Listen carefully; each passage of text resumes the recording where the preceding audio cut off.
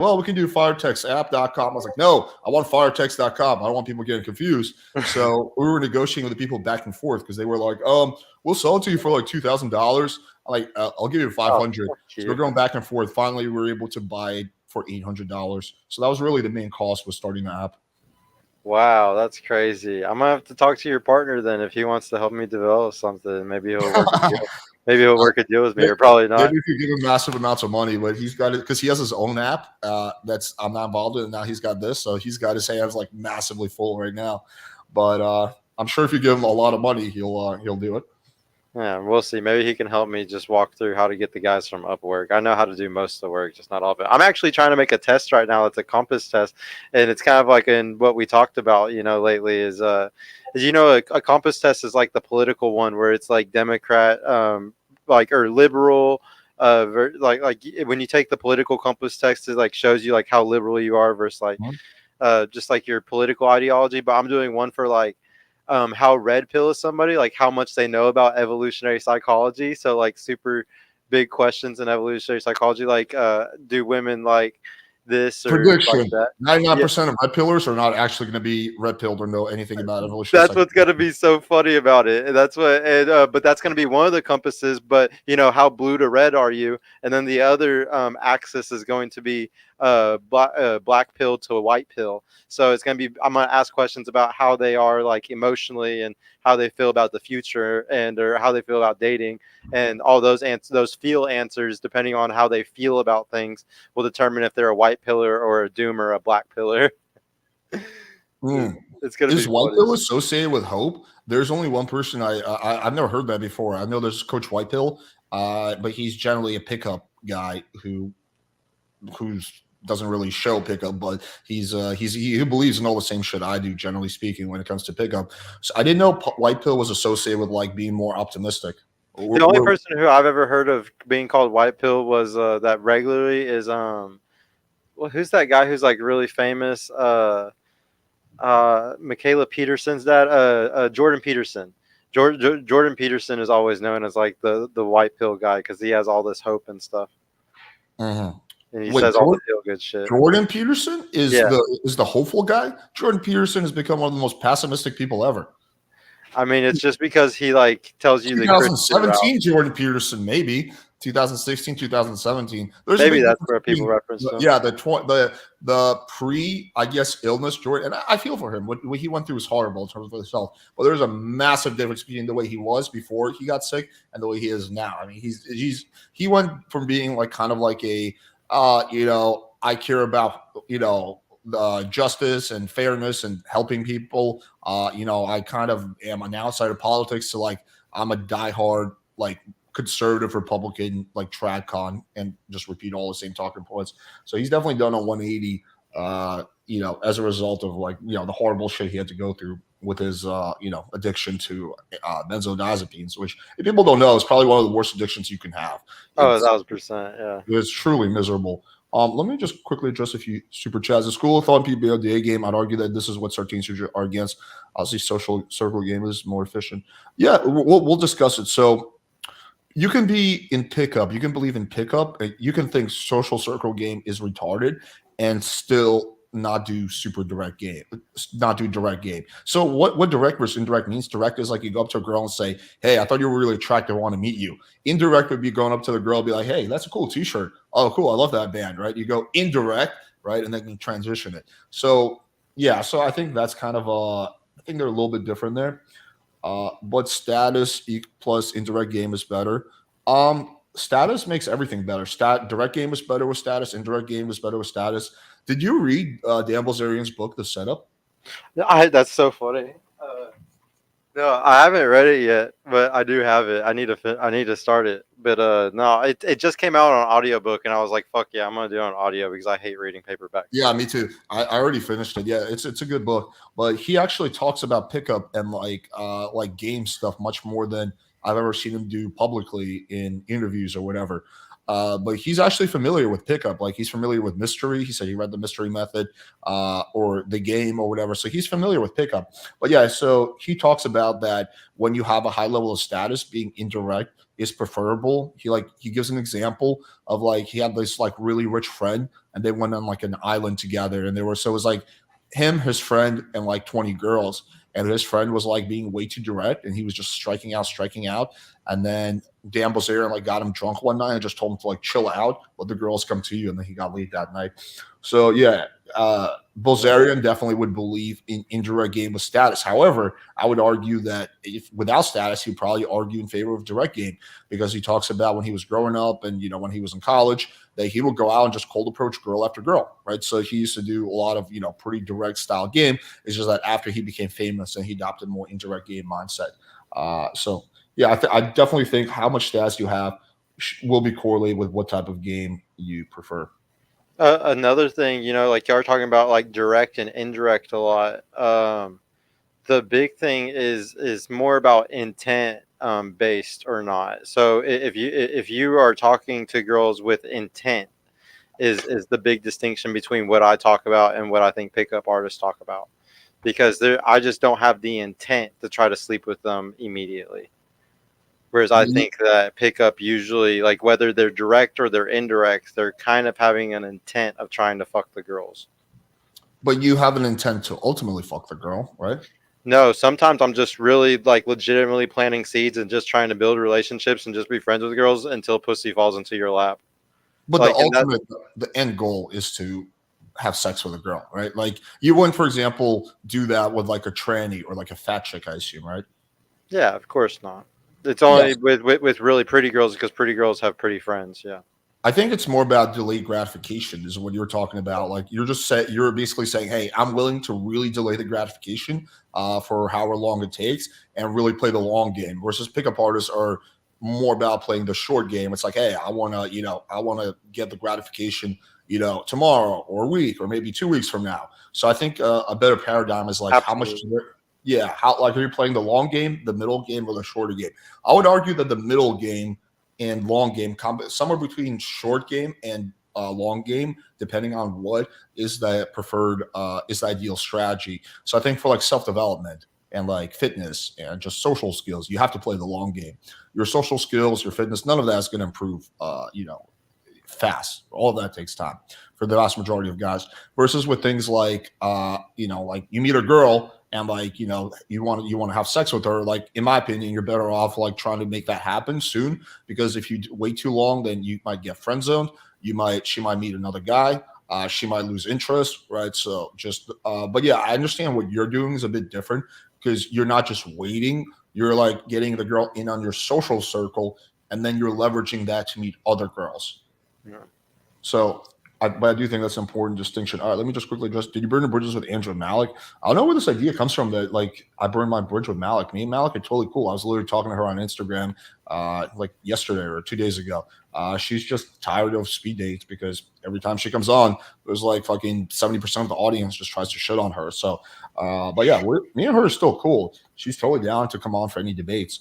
Did I burn my bridge with Andrew? I would argue that Andrew burned his bridge with me. But that's a whole different aside. Um, all right, I think we can get into, if you're ready, we can get into the main topic of this. Or is there anything else you want to discuss before we do that? No, that's fine. Okay, cool. So just once again to clarify for the chat, what in this debate the proposition is pickup or social circle game better for most men? Right, we're talking about most guys. We're not talking about every guy, right? So I think that's an important distinction. So, do you want me to give my opening statement first? Or do you want to go first? I'll go first. Okay, go ahead. Okay. So a lot of this sometimes comes down to what exactly is your goal as a guy.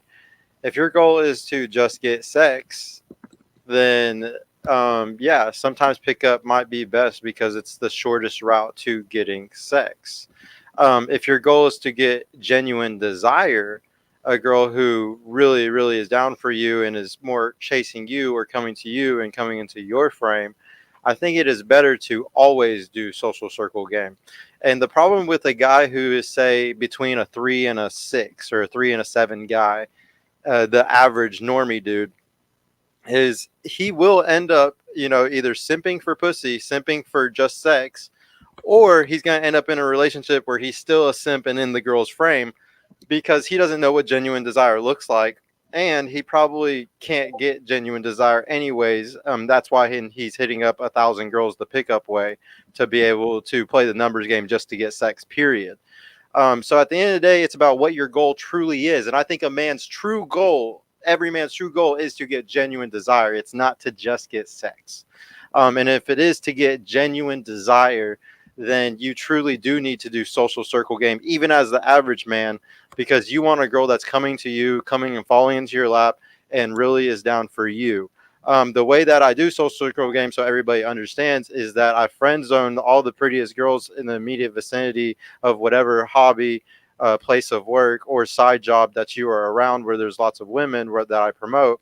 And then once you're in those places and you're friends with those girls, it's when they bring a friend in that you show immediate intent with those friends. You friend zone the first girls. The first round, group A, is all friend zoned. You're friend zoning them immediately. The second round of girls that they bring in their friends, you show immediate intent. You try to show that you like them. If they don't like you or whatever it is, you add them to the friend roster. If they have a boyfriend or whatever, because the problem with pickup is sometimes you drop off girls that are good girls to have as friends. Or they're about to break up with their boyfriend in a couple of weeks, and they're just saying no to give you their number right now just because of that. So it's not good to fucking send them off to the side when you could be smashing her in a few weeks, or you could use her as getting one of her friends in the near future. But yeah, that's my big point. Yeah, so I would agree that for the Dan Bilzerians and Michael Sertains of the world, and even non-famous guys who have very good social networking skills, which would be you, right? You're not famous, but you have good social networking skills, or at least it seems like you do. That social circle game would be better. It would be more efficient, and you would also probably have access to higher caliber girls. So yes, I would argue for that, but I think the very important but here is that is only a small percentage of people. Most people are not famous, and even the non-famous people, most guys do not have good social skills. The vast majority of guys have, at best, average social skills, social circle things. But they have the like average at best social skills. That's what I was trying to say. Was much difficulty. And the problem for those guys, if they meet a girl and try this strategy, nothing's going to happen. The reason that the girls you friend zone are introducing other girls to you is, number one, is they probably find you charming and charismatic. Number two, you are doing it from a place of abundance and not scarcity. That cannot be understated, right? And most guys are in a place of scarcity, and you can't just mentally get your way out of scarcity. You truly have to be living in abundance, right? So when they try the strategy, like, so let's take like the average guy who's maybe had sex with one or two girls, which is the average guy, right? And they meet an attractive girl, they're attracted, like, okay, I'm just going to friend zone her, right? The girl's going to be able to sense through that this is just the guy trying to play the long game, right? And this is not really a guy that she wants to hook up her friends with, and nothing is going to happen. So that's why I would argue for the average guy. I think what they need to do is learn really good social skills, which is going to happen from pickup. I won't say that social circle game is useless in terms of learning social skills, but again, you need to. It's like investing in a big company. Like, in order to invest in a company, right, you need to have some money to begin with, right? So most people don't have the excess money to even begin with to invest in businesses, or at least not to a statistical degree. So if you don't have those really solid social circle skills, and just social skills in general, right? And you're just going out and trying this, like, nothing's going to happen. I mean, that's why there's so many guys who are friend zone, right? They're trying to play the long game, which is sort of what you're doing. But again, they don't have that confidence, charisma, and natural level of abundance that you would have, or Michael Sartain would have. And thus, what happens? Nothing. They just get friend zoned, and that's the extent of it, right? Because again, girls, maybe not consciously, but subconsciously, are going to be fairly picky about who they introduce their friends to. She doesn't want to introduce her friends to someone who's desperate. She doesn't want to introduce her friends to someone who she thinks is just weird or awkward, right? So that's and I think you need pickup for the vast majority of guys to get to a place where you have the luxury of doing social circle game. Okay. No, so just to, because you're saying, like it must be because I have charisma, or I'm a good looking guy or something. I'll admit I'm 6 foot No, tall, I'm like, not. Looks is not in my equation at all. but This like is nothing to do with charisma, your looks. but like Because you have charisma was the good. word that like you used, right? Yeah, well, you have good social skills and good networking skills. That's exactly what I said. Okay, but that was a skill though that I had to work on. I didn't lose my virginity till 19. Like I was a huge fucking loser. I've always been a massive gamer nerd that stayed inside a lot, like played a lot of fucking video games. But how did you But learn those social skills to begin with? I'm assuming you weren't doing social circle game right off the bat. You well, no, must. I kind of was. So because even at 18 years old, my best friend was a girl. Like whenever I got kicked out of my parents' house at 18, I moved in with a girl that was my best friend. I've always been around women. When I've always been my best friend. And if you look at Michael Sartain's early pictures, bro, dude had the greatest glow up of all time. Like Michael looked like the biggest dork you could ever see at like 18, 19, 20. No offense, Michael, if you see this. It's bad. Like it's really bad. And that dude had the biggest glow up of all time, and it was mostly with him being friends. And the way that he was friends with girls was being like a manager at strip clubs and stuff like that, and I think other areas like that. And I had that best friend that was a girl, and she started working at Hooters, so then I got introduced to all the girls at Hooters through that. So my big argument is that anybody can do this. It's about how early you start, well, how good that you'll do, and how much can you friend zone like a really really hot girl, because it's all about best friending the hottest girl you can find, like the hottest one possible, because she's gonna have a lot of little beta girls around her that are real. If she's super hot, they're all gonna be really like pretty hot around her, and that's the girl that's gonna get you into all like the really fun shit. And also you get calibrated faster when you're around women. So you were saying like it's not good for most guys because they're not going to be good around women, and it's going to take a long time for them to get you. It's good to cold approach so you can like get used to talking to more women, but there's no way faster calibrating than constantly hanging around one girl as your best friend or a bunch of girls with her all the time. Like there's not a, even if you're acting like a beta bitch the entire time you're with them, you're at least learning about how they truly are. You don't have to read no evolutionary psychology books. You're going to just understand female nature, just listen to them bitches talk. Like, and a lot of guys are lacking today with women because of that. Like I'm not a book guy. Like I started reading the books a year ago just because I got into the space, but I knew everything that was in the books just from living life and being around women all the fucking time. Being in my mom's hair salon as a kid and reading the Cosmo fucking magazines and the horrible advice they give. A lot of guys just need to be around women or fucking read women's shit. Just put yourself in the position of a woman, and that's how you can understand them more. But most guys aren't doing that, and most coaches would never say to do anything like this ever. Most coaches completely push back about being friends. Also, somebody was saying in the chat, cold approach, is different. The bottom line is both sides have to cold approach. You have to cold approach as a pickup artist. You have to cold approach people, and I have to cold approach people as in social circle game. The only difference is I'm cold approaching girls to be friends with them versus cold approaching them to have intent to try to get a date or try to get a phone number. So it's two completely different ways, but you're still cold. You're always practicing that like little social skill that's getting your level up higher and higher and higher. So the pickup artist is doing it by talking to a bunch of people that he may never talk to again, but the person who's doing Soul Circle game, you're building a relationship with those people, which is one of the greatest skills that you can build. Building relationships and seeing who reciprocates and how to be altruistic without it damaging you, because that's like one of the biggest skills in life as a man is learning who you can be altruistic with and who you can't be altruistic with, and who's really in your circle and who's really for you, a person who really supports you and reciprocates energy, and who isn't. Yeah. So if we look at like Dan Bilzerian and Michael Sartain, they both start off with cold approach pickup and then they transition. As a business, you typically start with active income and then transition to passive income. For sales guys, you start knocking on doors and then you transition to referrals, right? So there's where you're going to be 5 years from now is not typically not the place where you start, right? So I would agree that social circle is probably a progression or some variation of it to pickup, but that doesn't mean that the majority of guys can skip that early stage. Again, as a business, like if you're a salesperson, like I worked in sales for 5 years. I don't know anyone who when they started sales just started doing referrals, right? Like they were just their past customer because there was no past customers, right? So there's no referring them. Everyone starts off, doing much more of the cold thing where they're knocking on doors, they're talking new leads, and then eventually develop more skills, develop a circle of people who like them, who recommend other clients to them. And then if they're really successful, they transition to referrals, right? So I do agree with you, that's a good end goal. It's just not a starting point that's practical for the majority of people. And I would also say, like, okay, let's just kind of take a look at your situation. You mentioned that you were living with a girl at 18. Okay, that's all well and good.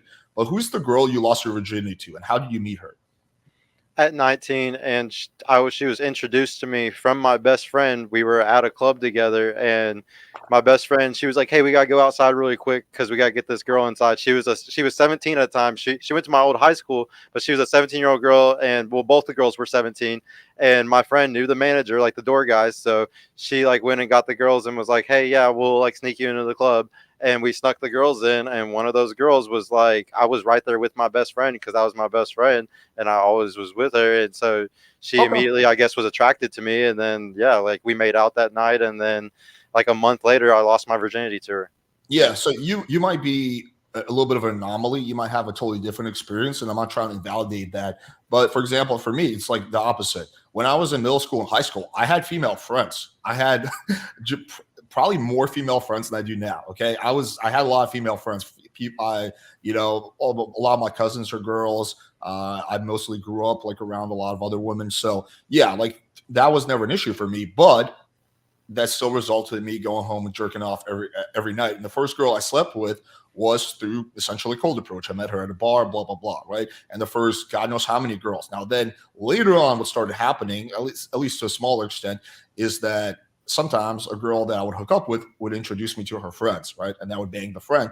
Or sometimes I did friends, like what I would do is I would like fuck a girl and she wasn't that attractive. I would just be friends with her. And some of the time she would actually introduce me to one of her female friends later, right? So I do understand the power of social circle game and how much having that pre-selection and that warm introduction, how much of a difference it can make.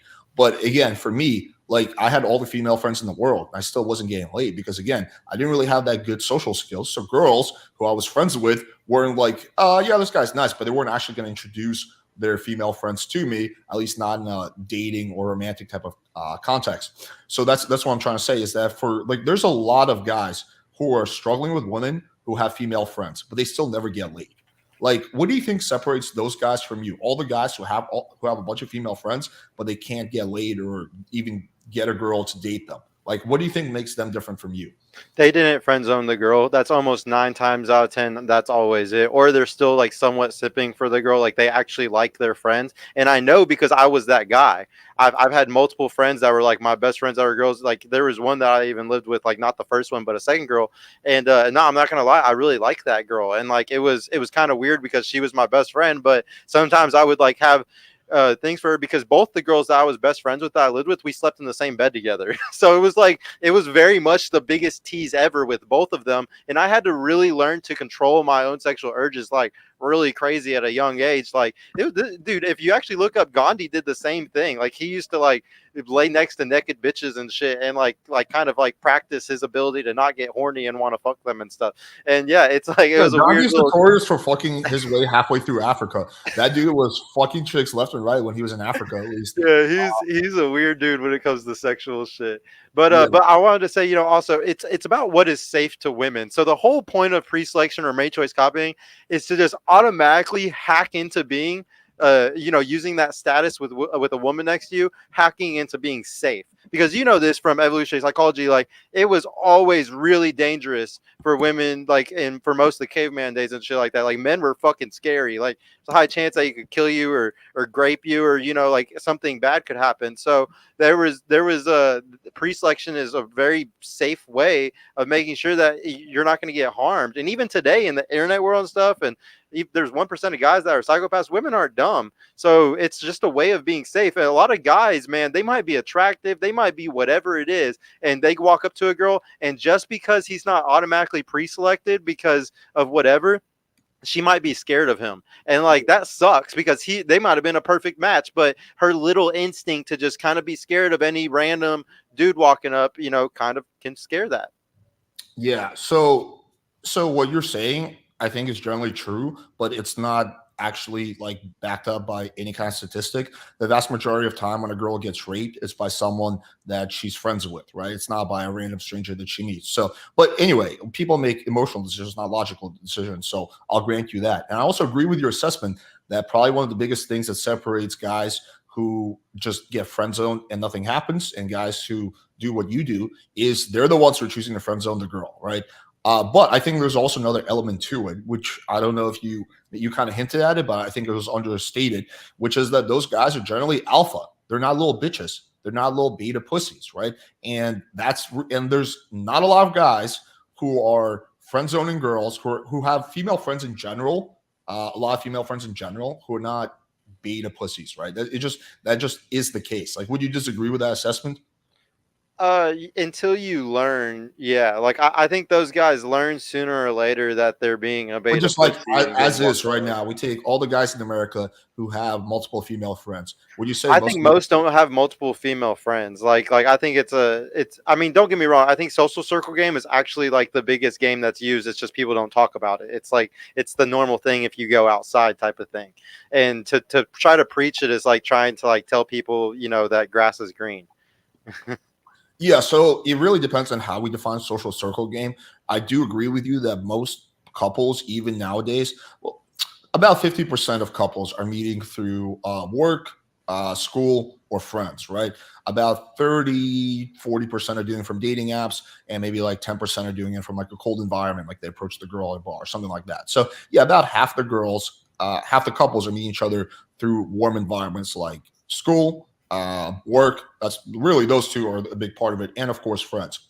But that's looking at people who have successfully made it, right? There's a whole bunch of other guys who have female friends who don't have actually who are not in a couple, right? They don't have a couple. I mean, they're not part of a couple because they weren't able to actually do, I guess, what we'll call social circle game. But I think that when we use the word social circle game, we don't mean just like meeting the girl you're going to date at work or meeting a girl through friends. I think we talk about something more systematic, which is what you do and which what Michael Sartine teaches, which is a deliberate system of meeting girls by utilizing a social circle, right? That's not most people are not using social circle game. It's just that they meet their partner through social circles. So I think that's an important distinction to make. That yes, a lot of people are meeting girls through social circle, but they're not doing social circle game because game implies it's a system, it's a strategy, right? Yeah. And the strategy that you, Michael Sartain, and Dan Bilzerian even use is a fairly niche one, right? It is. In terms of like making a systematic thing. It's also in some ways counterintuitive. That doesn't necessarily make it bad, but to most guys, if you think about it, like, hey, I could either show interest in the girl and like have sex with her now. I could friend zone her to maybe have sex with her hotter friend later. I think most guys, it's more intuitive. Like, no, like I'll take what's more of a sure thing. Now, I think the reason the vast majority of guys do get friend zoned or do take that option is not coming from a place of abundance. It's because they're too scared to make a move. So they're playing it really, really safe. And I think that's probably the biggest thing is that you're not doing the friend thing because you're just scared of rejection. You're doing it as a deliberate strategy to get more abundance down the line. And that's not most guys. It's not where most guys are at. Like, would you agree with me that you can't just like mentally switch yourself from scarcity to abundance? It's like actually something that needs to be cultivated over time. Absolutely. And you'll even see this with Michael, okay? So it's very deliberately choosing certain girls that you're friends with. So like and you'll definitely see this with Michael. Like some of his best friends are like the super popular, like really bad bitches. And like that's how it was for me. The girls that I chose to be my BFF, they were the super bad bitches, like the most baddest girls that you can imagine, because those are the ones that it can't just be any girl that you're choosing to be friends with. You have to be very strategic with what you're doing, or else this doesn't work correctly, honestly, at all. And it's all about also building rapport, going certain places or doing certain things a lot. So it takes consistency. Some people aren't consistent at all. They're the type where they fucking they start fucking a certain girl or something and they get lazy. Like, yeah, a lot of people can't do this if they're the type where they can't stay consistent, wanting to go outside and do certain activities. Somebody asked in the chat though, like how to vet for sexual attraction.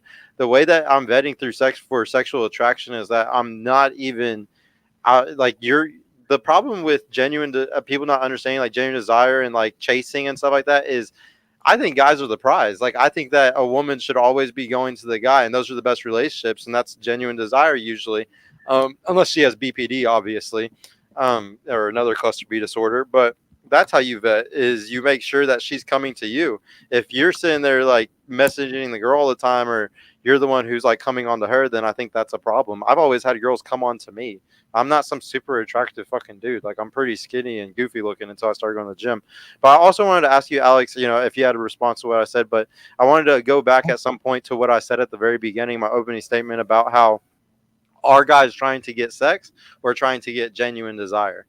Yeah, we can definitely explore that. So just before I forget, so the response I had to what you're saying is I think another problem with social circle game is you're entirely relying on your social circle and you're relying on other people. Meaning like if your social circle, has attractive girls that are, if like your social circle is predominantly women and they're more social and they're introducing their friends, then yeah, you're in a great situation. If your social circle is like 80% dudes, and what the few women that are in the social circle are either taken or whatever, then you're completely reliant. Now, what you mentioned that you do is actually a fusion between social circle game and cold approach pickup, right? So you do know that you're not doing pure social circle game. You're doing a fusion combination, which is a better combination for someone who's not famous. But you would acknowledge that you're break it down for me. I would like to understand like how you mean.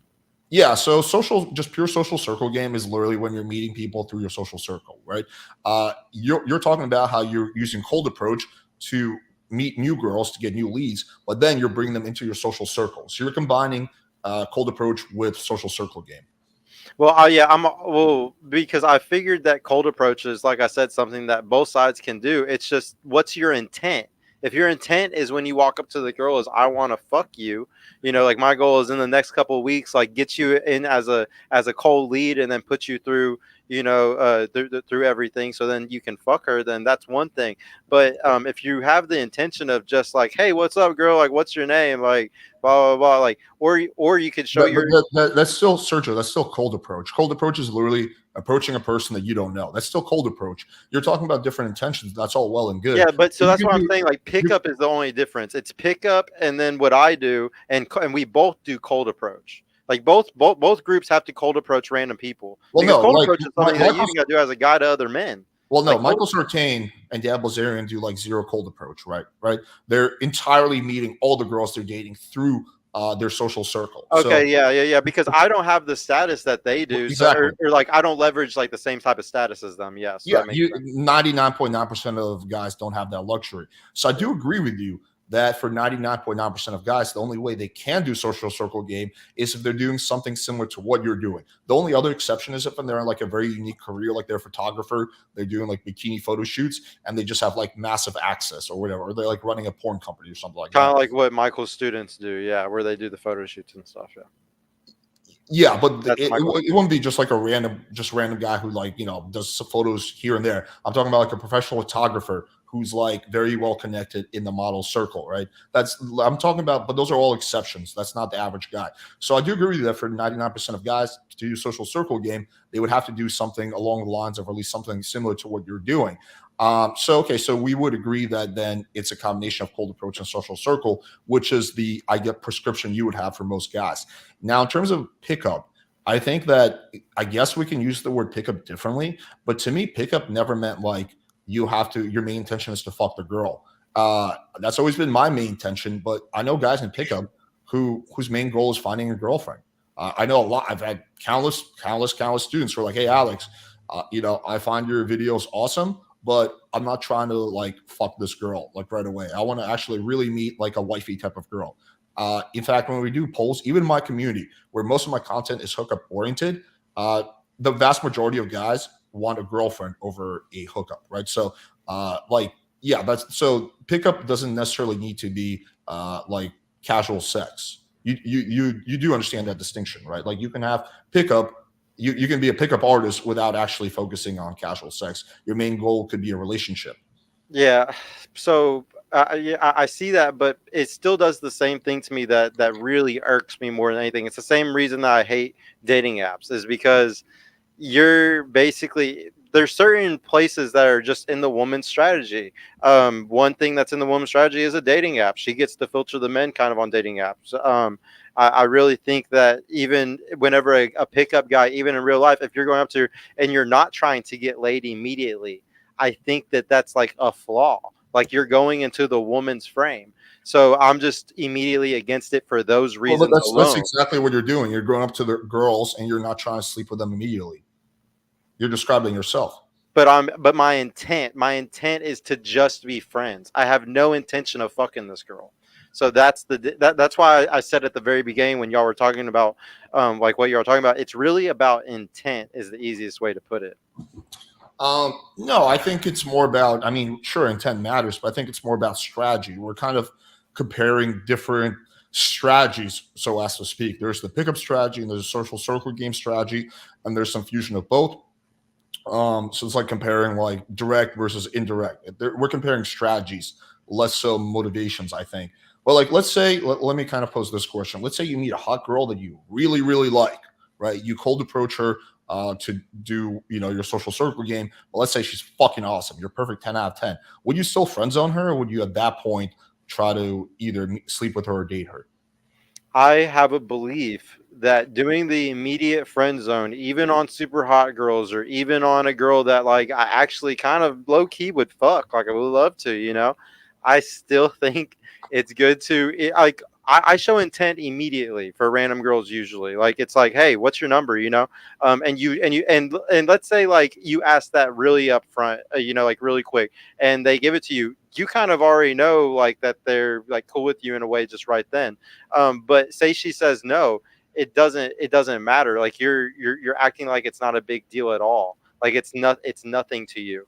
And So that everything you're saying, I agree with, but we're talking past each other, talking about two different things. I do agree with you that having this "I don't give a fuck," I don't care what the outcome is mindset is a great thing, and that's what everyone should have. But I'm not even talking about a girl that you low key like. I'm talking about you. You approach a girl, right, and she's fucking. You're perfect physically, 10 out of 10, personality 10 out of 10. I don't know if your main goal is to get a girlfriend right now, or is it to just have casual sex? Like, which one of those is your main goal Yeah, ultimately? no. So what I'm saying is like when you friend zone, like say she says no, or say she does give you your number, even if you friend zone her hard as fuck after she does that, some girls that makes them like you more. Some girls are like, oh, this guy just put me in the friend zone. I'm not playing that shit. I'm gonna show him I like him right now. It's a way of filtering. I don't like to play games with girls. So when you immediately frame shit how you want it to be framed, it makes them break through the fucking frame. It makes them like have to fucking come through your standards. And a lot of guys fuck themselves over because they end up with girls that they're kind of falling into instead of the girl falling into them. Like that is like my biggest problem with dating. Like when you look at every issue on Reddit or any relationship problems or any issues guys have, it is always frame. It is always not having genuine desire. It's always chasing. It's always being a fucking simp.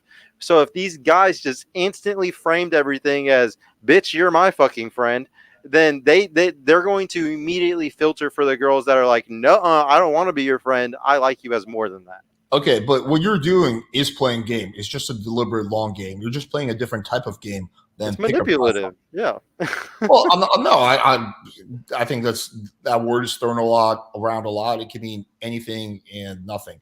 No, I think, but what you're doing is a game, right? You're not because the ultimate goal isn't for you to just purely be friends with a girl and that's it. The ultimate goal is to either hook up with her or date her later on, or I think it sounds more like use her Or to fuck your just friends. Be like, "Hey, yeah, yeah, buddy, like yeah, like like hook me up with your homegirl since you don't yeah, want to yeah. fuck me." That is you are playing the game. You're just playing the game in a different way.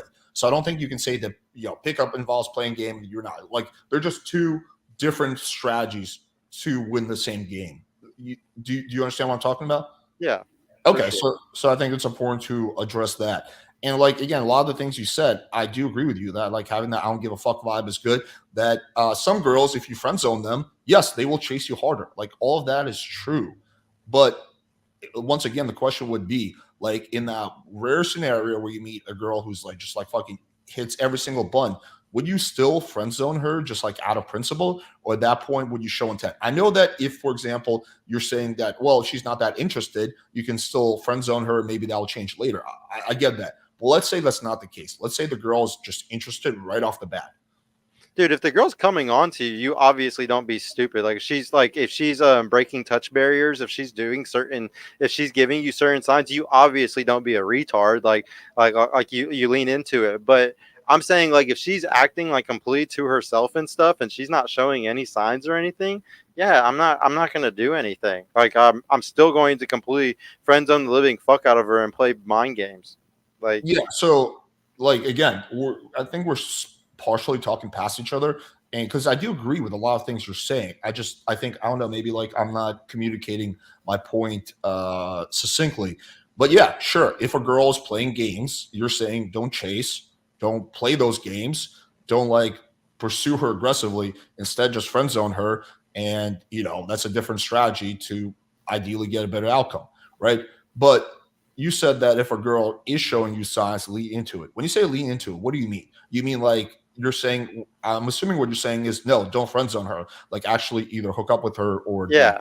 Okay. Yeah. Like actually try to mac a little bit if she's showing like signs, like obviously breaking touch barriers or looking at you, or having a hard time to look at you. There's certain things that like I would pay attention for, and if she's showing me clear signs, then I will do something. But I don't think that most women. The biggest problem today is most women don't chase men. Like, let's be fucking honest here. Like, what you're waiting for, what you're filtering for, is rare by itself. Like unless you're like a Chad to a girl or alpha, most of these girls don't like to pursue men. So you're kind of already filtering for something that's hard to get. But once you get it, it's worth it, and just a numbers game at that point. Okay. Yeah, a few things I want to address there. So, first of all, yeah, sure, girls are more likely to chase Chads, but I'm not Chad, and I have girl. It just depends on like what level, I guess, what meets the threshold of the girl pursuing you. To me, when I meet a girl, like even when I'm doing street interviews, every time I go out and shoot a street interview, there's at least one girl who's like really interested in me that I approach out of the blue. So to me, that is a girl who's giving me really good eye contact. Maybe she's like kind of biting her lip a little bit. Maybe she's standing really close to you. Maybe she finds little reasons to touch your elbow. That happens to like average guys with good social skills fairly often, I think. I do agree with you. It's not going to be the majority of girls, but that's not something that's uncommon.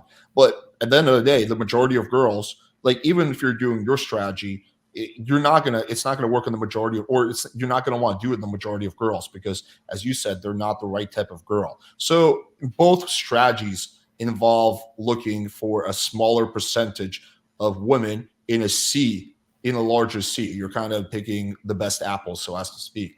But like let's just for like the sake of clarity refer to what you're describing as Sergio's strategy, and let's refer to what I'm describing as just like general pickup strategy. It seems that even with the Sergio strategy of friend zoning girls, there's exceptions, and the exception is essentially if it's a girl you find attractive who's also showing that she's interested in you. Right? Is that correct assessment? Yeah, I mean, I think anybody's who's had like a nightlife life for a certain amount of time has had the girl like make out with you at the bar or something stupid, or try to like kiss you at like random places. So yeah, like sometimes the girl is showing fucking mad intent right there off the bat, or like you see like she's staring at you, like what I'm talking about. Like sometimes there's a vibe right then. Yeah, I'm not saying ever just put a stop sign in front of the vibe. Like if you want to fucking have fun, have fun. Okay, so there are, so yeah, the crux of it, there's exceptions to the general rule that you're following, right? Like as with Morris rules, but your exception is not that rare. It's just like a girl who's into you. Like if you're a guy who's really confident, has good social skills, and you're not like super ugly, that's gonna happen. Like not once in a blue moon, but it will actually happen like fairly often if you're out there socializing. Uh, Also, I want to ask you this question. So, for the friend zoning approach you take, will you like, I guess, approach a girl who's like average looking and try to friend zone her, or are you only focusing on like girls that you find attractive?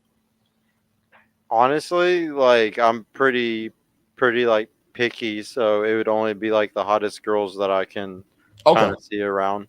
So that's an important clarification. So now looks is not even part of the picture. when it comes to determining whether you're going to friend zone the girl or try to sleep with her. The only thing that's part of the picture for you is whether the girl shows intent or not. So if the girl shows a lot of intent, then you're going to try to take her down right away. If she's not showing intent, then you're going to friend zone her. That's now the distinction becomes a bit bigger or smaller. Because it sounds more like pickup than whenever you put Well, it like yeah, that. it's a fusion between social circle and pickup. It really is. But like the biggest thing though is I'm not going to clubs though and like doing pickup like so. My biggest game personally was through Hooters. Like I would go to Hooters, and because I was friends with all the girls there, it's like it was like what's that quote in that movie? It's like I get older and they stay the same age. Like it was like there was always new girls being hired. Yeah, dude, it was like new 19, 20-year-old girls were being hired. The thing I like about them high school girls, I get older, they stay the same age. Like, Jesus Christ, man, you're going to get arrested. No. Oh, no, don't say Classic. It like that. You just did have to say the full quote. But no, it's something that it made it to where there was always new girls coming. Always. And like the thing is, if I'm a regular, if I'm friends with all the girls there, if I'm friends with the manager and stuff like that, and a new girl comes and says, "Oh, who's that guy?" He's like, "Oh, that's Sergio. He's always here. He's one of our friends. Like we go out with him sometimes." Boom! Like you immediately went from like scary dude down here to I can trust this guy, and everybody says he's cool and nice, and he's not a scary person, and he's not going to hurt me, and he's actually whatever. And like that's the and so like that new girl that's who I'm hitting on. I was basically always just waiting for like new hot girls to like get a job there, and it's like, okay, this is gonna be another easy one, another easy one, another easy one. Like it was really easy based off of that because of my friend group. It wasn't even like I went and cold approached girls all the time to get all the girls that I fucked over the last like decade. Yeah, so what you're talking about is what we call in the pickup community social proof.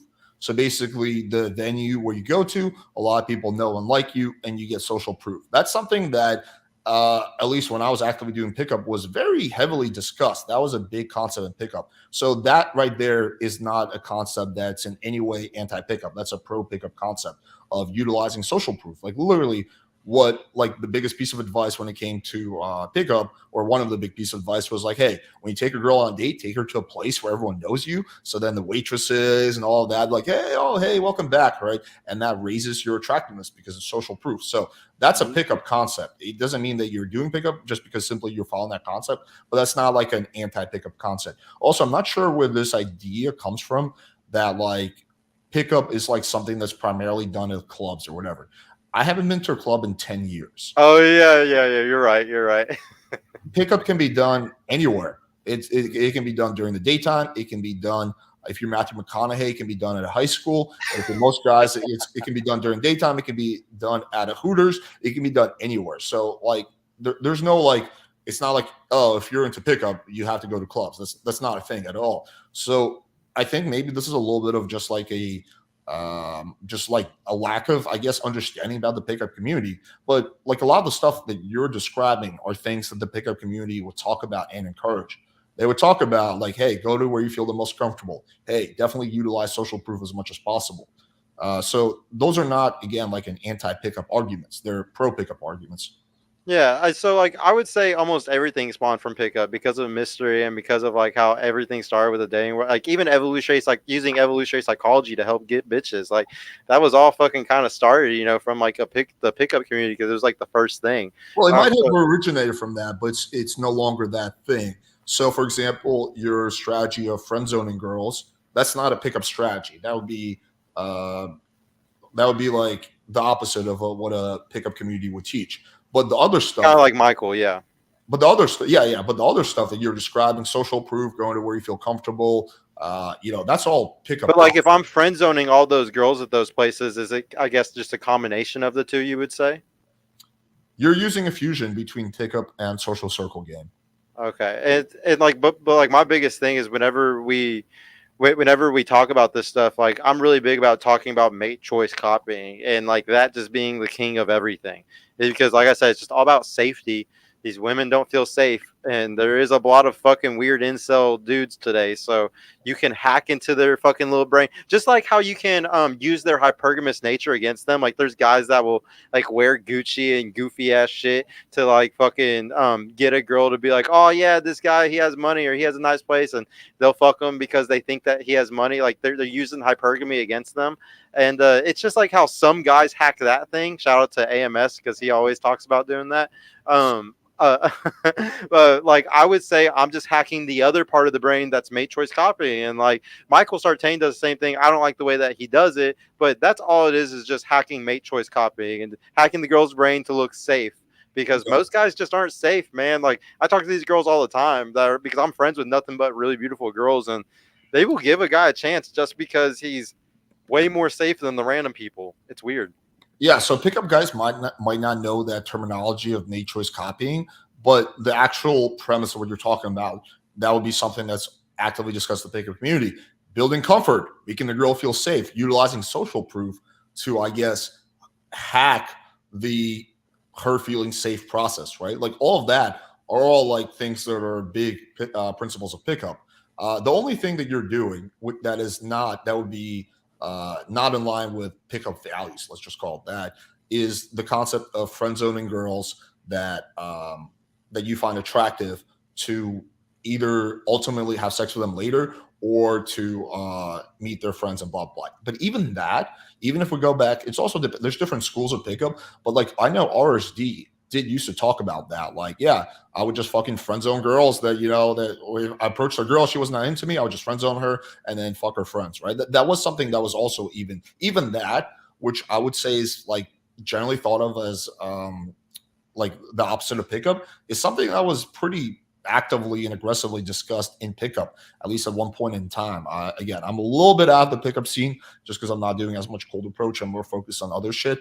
But yeah, so I think the distinction between let me clarify like this: the distinction between what you're doing and pickup is not a big distinction. You're just again, you're combining some elements of social circle game. But if you're doing pure social circle game, you would be, or just pure social circle, which we want to call it, you would only be meeting girls through people that you know. Like it purely be, you would not be cold approaching girls in order to get them into your friend zone. So you've kind of developed a fusion, which is I think a necessary fusion for guys who are not famous, because the only guys who have the luxury, like I said earlier, of essentially either having just new leads come to them or or something along the lines of that, like basically doing what Dan Bilzerian does, is guys who are either famous or guys who are really just well connected in a very niche industry that's dominated by women, right? And that's again is a very small percentage of men. So I do like your strategy, generally speaking. And I think that if you are to do social circle game, it is necessary. But again, just to I think it's an important point is that you're not relying on like pure social circle game. You're doing a fusion concept, fusion strategy, and there's a lot of elements that you're talking about which actually come from pickup, like social proof and all of that, making the girl feel safe. Like these are all pickup concepts. Mm-hmm. So No, maybe your idea what pickup is, I think what really is going on is that your idea what pickup is different than what pickup really is. yeah, no, and that's true because I'm new to all this shit, man. Like I never watched one dating thing until like a year and a half ago when I got into this space and I was watching Fresh and Fit. Like I never watched anything, so you have to school me on a lot of old school stuff since you've been in the industry a lot too. But no, so what do you think though about the love versus genuine desire, or like the genuine desire versus sex thing? Like because I truly think a lot of coaches, like it's good to help guys get into bed and just get sexual experience because you need to get that. But I just truly believe genuine desire is more important than anything else. What do you think?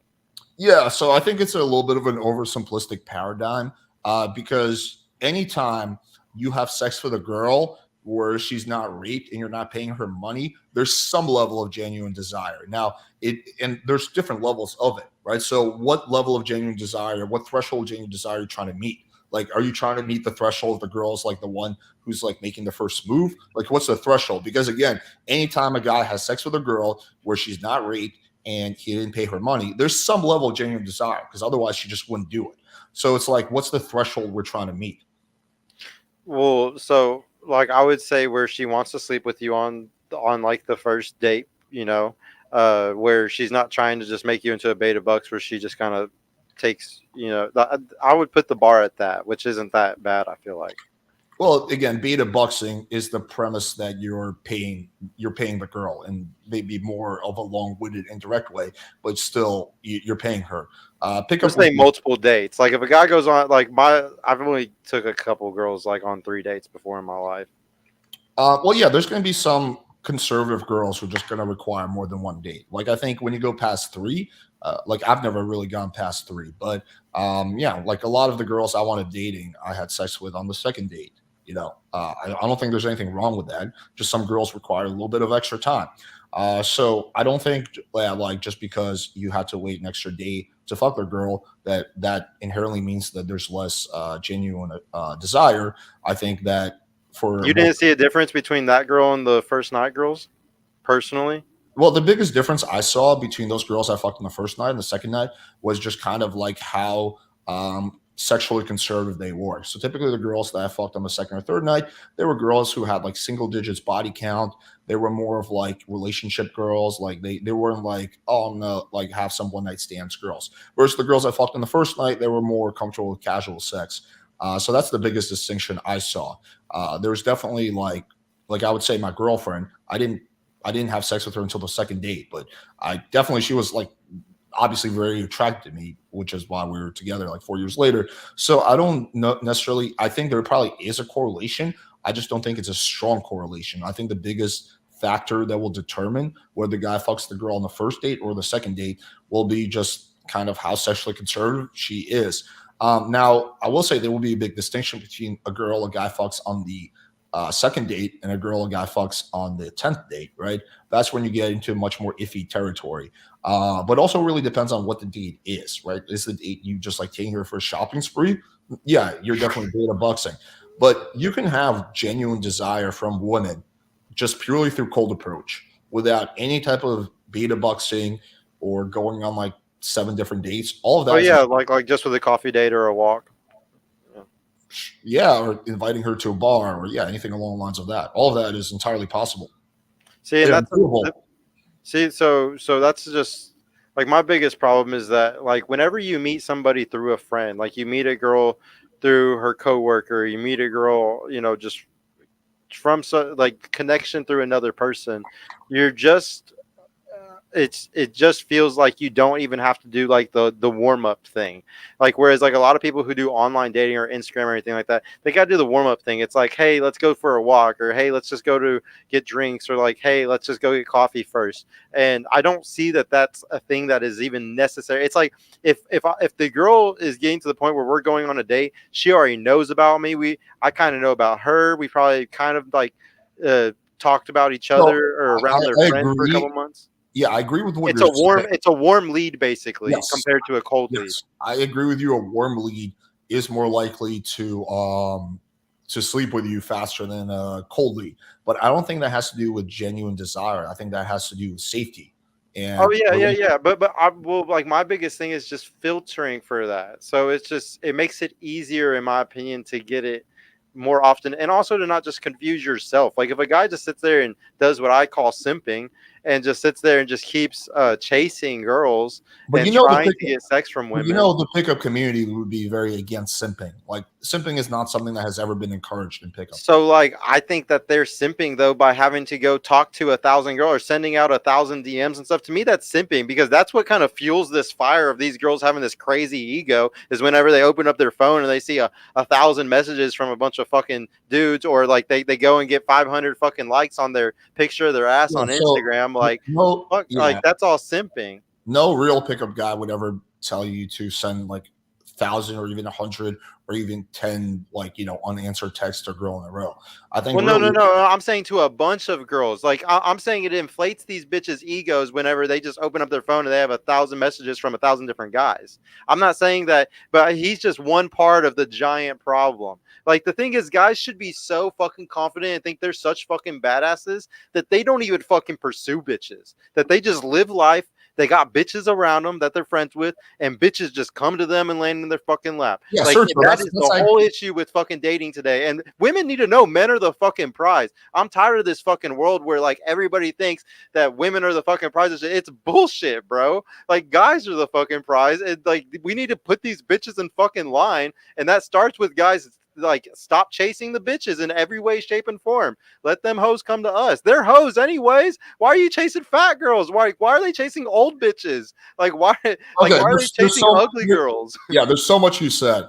That was actually the most red pill I've ever heard you say. I'm sorry, dude. One little fact. No, you don't need to apologize for that. Okay, so much to unpack. I'm Spurgio right now. I'm sorry.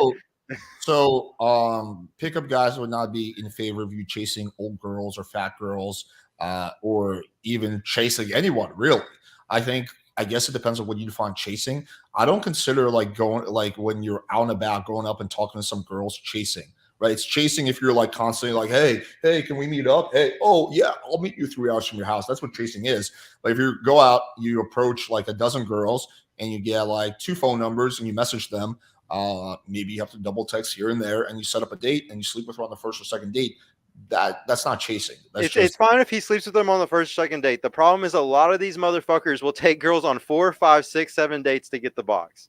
That's what bothers me. That's what bothers the fuck out of me, because that's what some of these bitches got, this crazy ass ego, and it's because there are a bunch of dudes that do that shit, that take them on all types of stupid shit before they ever get smashed. If he does it within 1 or 2 dates, I don't think he's that big of a simp at all. Like I agree with you 1,000%. Yeah, what you're talking about is a kind of a different multifaceted issue. So 50 years ago, 100 years ago, 150 years ago, no one was really fucking on the first date. You were, like let's just go 30 years back. Most people were not having sex on the first date. They were having sex on the 5th or 10th or 11th date, or they're waiting for marriage. But girls' egos wasn't nearly as big as they are now, versus now more girls are likely to fuck on the first date. So that can't be it. I mean, I think the real culprit for that would be social media, and it's the validation that girls get when they're posting, their photos, and they're getting like 10,000 likes. So I don't think the number of dates is correlated to women nowadays having bigger egos. I just don't. I think that's a very overly simplistic way of looking at it. But really, it will boil down to social media, change in, I guess, how people view themselves, different cultural shifts. Not so much that guys are going on more dates, because again, guys today, on average, are going on less dates before sex than guys 50 years ago. That's just a fact. Like when my dad met my mom, they didn't have sex, I think, for like months and months and months, right? So that was kind of the norm back then. And again, women's egos were smaller. So that can't be the thing that's driving up girls' egos, at least not to a significant degree. But that's kind of aside. What you said earlier is that, like girls should be just coming to you. You should just be a guy living your life and bitches come to you, right? Okay. Yes, sure. In theory, ideally, that would be great. That would be awesome if that was the case. As a salesperson, it would be ideal if you're getting most of your sales from referrals. Like you have so many happy customers that your customers are sending other customers to you, right? And as well, in those situations, you're likely to close faster, right? So if someone refers a lead to you, like because their friend recommended you, it might take you 20 minutes to sell them instead of 2 hours, right? So that is ideal. Is just not practical at this point in time for most guys. I think guys can get to that point ultimately. It'll probably take at least a year of persistent effort, depends on where they're at socially and socioeconomically. But it's just not where most guys are at. If most guys just keep living their life and doing their thing, they're going to get a grand total of 0 pussy. So it's just you kind of have to like meet people where they're at. It's kind of like also like I see like to kind of make an analogy, I see like Republicans who are like multimillionaires saying, well, I don't get it. Why don't you just pull yourself up by your bootstraps, just start a business? It's like, motherfucker, this person literally can't feed their family. Like you want them to start a business? You think they can drop $100,000 in a business? Like, so it's just like you have to meet people where they're actually at, not where they should be at ideally, right? Yeah. It's just like having this idealistic view is great, I guess, for theory discussions, but it's not actually great for helping people because most guys are not at that place. You would agree that at this point in time, like the vast majority of guys are not at that place where they can just live their life and bitches come to them. Yeah, but they also don't have people that are like helping them, guide them to a mindset like this either, though. Like the thing is, in the pickup community, or using pickup in general, it goes back to what I keep bringing up. The genuine desire versus just getting sex. Pickup is really good at getting sex. Like it's very good. Like, and I know because I've done pickup in the past without knowing what pickup was. I used to do it. And the thing is, it's very easy, but it's usually fucking crazy bitches or literally girls that are like whores that you would never want to fucking take seriously. So I don't know where you're getting this characterization of pickup from. I really don't, because I've never got a good girl from pickup or a dating app in my entire fucking life ever. Yeah, I'm just, me and all my friends have had totally different experience. I met my girlfriend on a dating app. The girl before that I met through cold approach. The girlfriend before that I met on a dating app. The girlfriend before that I met on a dating app. And the first girlfriend ever, girlfriend number one, lucky number one, I met through cold approach at a bar. So every single one of those is great girls. They're all awesome human beings who never betrayed me or anything like that. So I would speak very, very highly of every single one of my exes. And they were all ones I met either through cold approach or dating apps. So these girls exist, and there's a lot of. Yeah, like I mean, we're the same, bro. I would say the same for like I've lived with 5 different girls. Like I had good, serious relationships with girls, but I met them all through like real life and stuff like that, or through like the social circle stuff. My biggest thing though is, like I said, I don't want guys wasting their time fucking hoes. Like there's a lot of fucking hoes that you could just kind of run through when you're doing pickup. And they're not going to mean anything to you. The thing is, whenever you meet a random fucking person, it doesn't hurt you to fuck them and leave. And you know what? Nobody's going to know if you fuck a fat girl on that cold Thursday. Nobody's going to know about that fat girl on fucking on Wait, Tinder. What's the issue with a guy having a one night stand with a hot slut? Because stop fucking validating these fat bitches and these old bitches. No, why do you keep saying fat? I'm not talking about fat girls. Because usually when these guys do it, dude, most guys don't get pussy, bro. So whenever these fucking normie dudes do fucking get some pussy and it's a random night, they're getting desperate and going and fucking that fat girl or something. Like it's ridiculous. Like these bitches have huge inflated egos and we got to pop that balloon. It's bullshit. Okay, first of all, you and I are not going to pop any balloon. This is a massive fucking social trend. This would be like me and you thinking, you know what? We're going to end MAGA.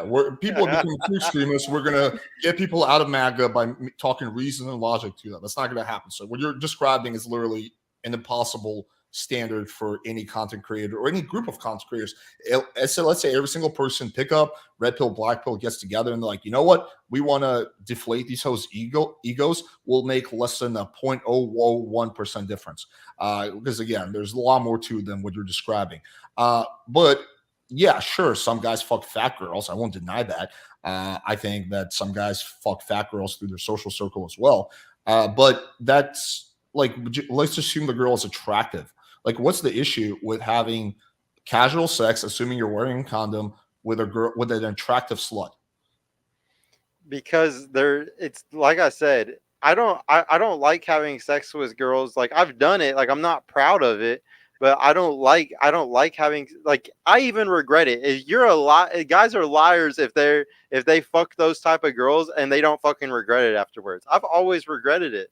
Well, no, but you're trying to apply the way you view the world to other people. Like, sure, you might not. I've talked to a lot of guys, and I think most guys fuck that type of pussy out of desperation. Just like how most guys don't cheat because they can't fucking cheat if they wanted to. But then they'll be like, oh, but I would never fucking cheat. It's like, bitch, you don't get the option to cheat anyways, and you're sitting here saying that shit. It's the same thing. But like, this is like me saying, well, I don't really like, I don't know, let's take Hungarian food. So therefore, no one likes Hungarian food, right? Like, it doesn't equate. No, there's fucking people who like that shit. God knows who they are, because Hungarian food fucking sucks. Dude, if you had a dude line up 10 fucking bitches that are all hot as fuck, and one of them's fucking fat or something, or like half of them are fucking fat, that dude would never fucking. I don't know why you keep talking about fat girls. We're talking about different things. Forget about fat girls. Just forget about fat girls. We're talking about attractive girls. Let's say and we're talking about hot girls who are slutty. Their body count is 100 plus, right? But they're very attractive. So what's the issue with a guy if he's looking for casual sex, having sex with one of them? I know you might regret it, but what if that guy doesn't regret it? Because I've had sex with a lot of hot sluts. I've never regretted it. I have no regrets about that at all.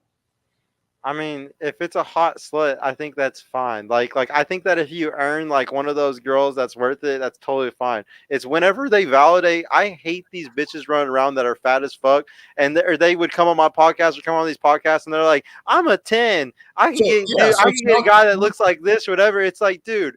The reason why they act like that is because there really is a dude who's like a 9 or 10 smashing that bitch, and that's dude. Like, come on, like So that it dude is sounds the like what you problem. really hate is guys fucking entitled fat girls. That's really what it comes down to. It And has nothing. old bit, bro, old bitches too. I hate Okay, bitches that sure, are post wall who sit and there and old, think they're the yeah, fucking okay, shit. okay, Like, old ladies and fat girls, but it yeah, seems like it has nothing to do with the dude. girls. If you're a guy who fucks a girl who's older than you, or you're a guy who fucks a girl who weighs more than you, you're a fucking simp beta bitch. I'm sorry. That's just what I believe. Um, Sorry. Fatter than you, yes, unless you have like a fetish that really gets you off. But I don't promote fetishes, man. If somebody wants to go fuck like with a fucking a dog outfit on, like that's on them. I don't like fetishes. That's stupid. yeah, I don't well, like anime either, so it's I'm, just weird. yeah, I'm not into anime either, but I'm not gonna like demonize people who like anime. Like there's things that we can like there's things that we can that I'm not into that I can would also demonize.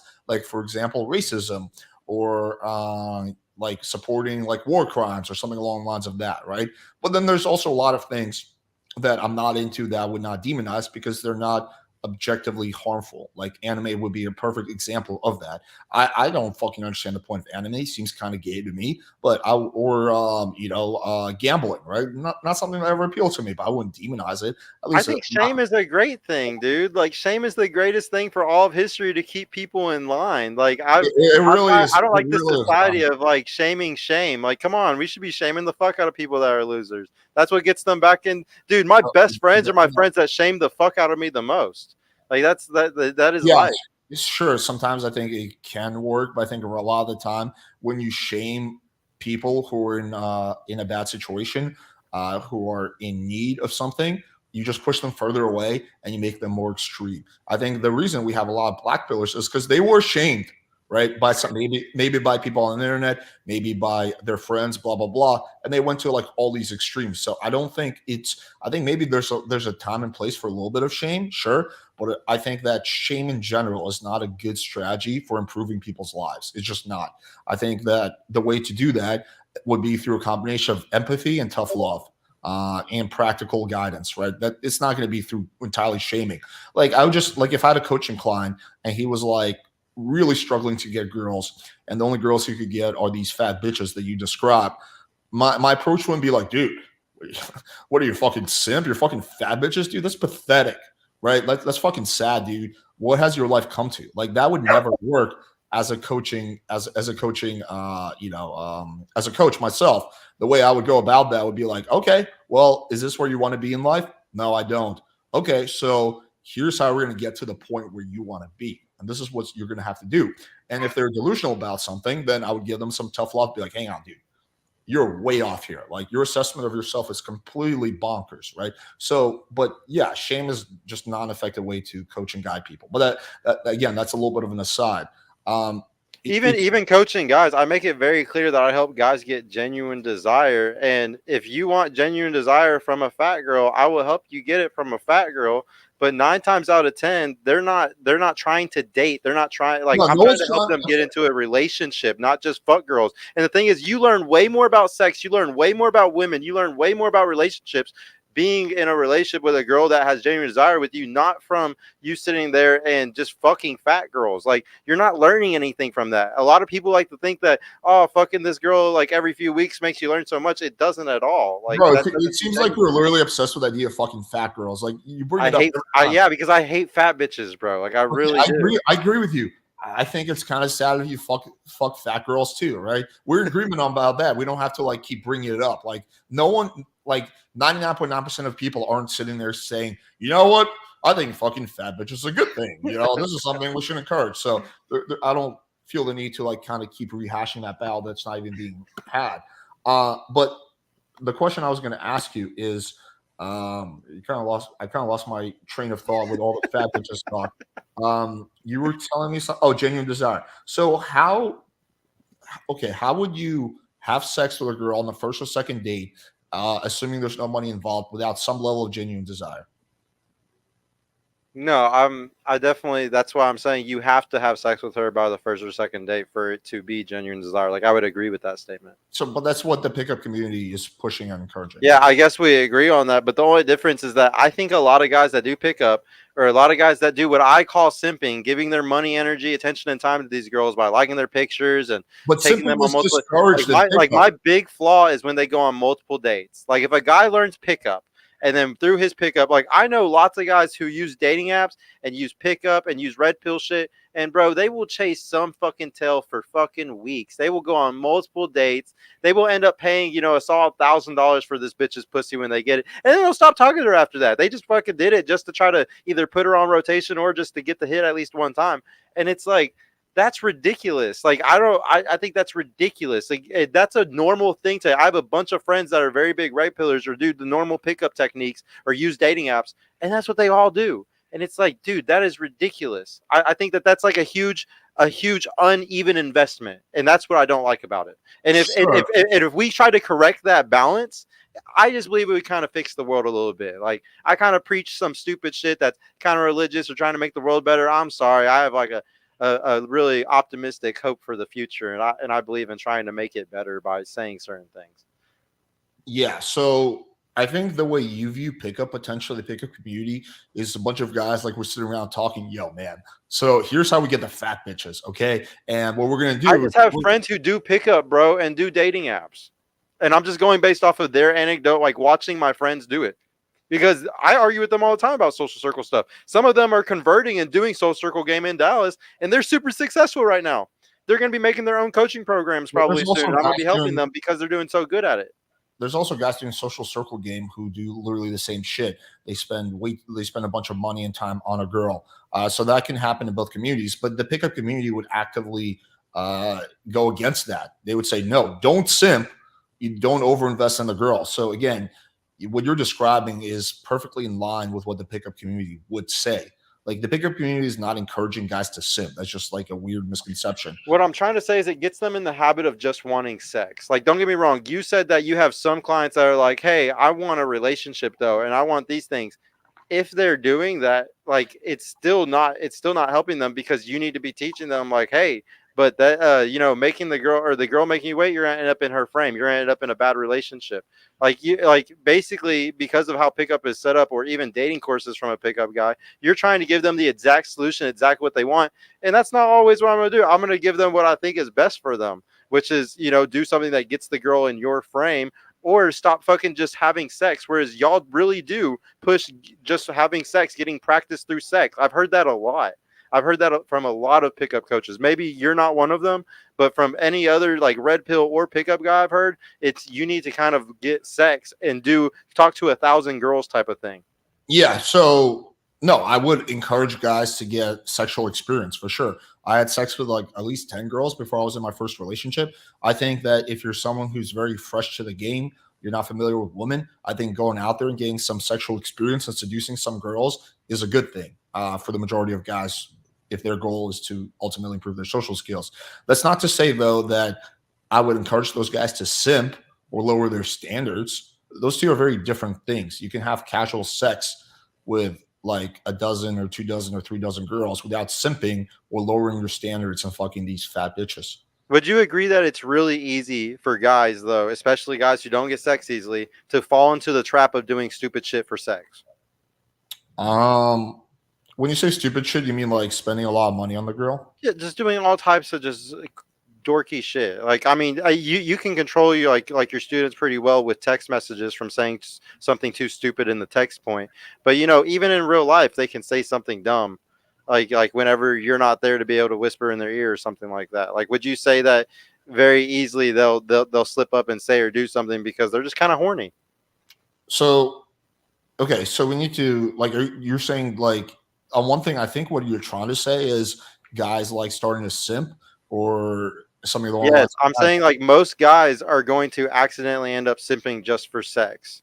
And like that's why the whole reason why I teach what I do and everything, that the whole style of doing it is to make sure that you're not sitting there trying to get sex and Yeah, that you're getting the girls, because I truly believe that everything in life, if you want to be successful at anything, you have to just not focus on sex at all. You have to not focus on women all. You focus on your purpose. You focus on like whatever like you're doing to make money.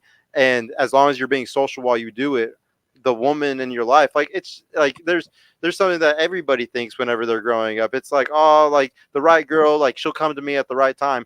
That the only way that that is ever true is when you're doing social circle game correctly and you're out there socializing and stuff. Whenever you're sitting there doing the thing where you're pursuing girls, you're cold approaching over and over and over again or whatever, you're constantly kind of looking for love or you're kind of chasing sex.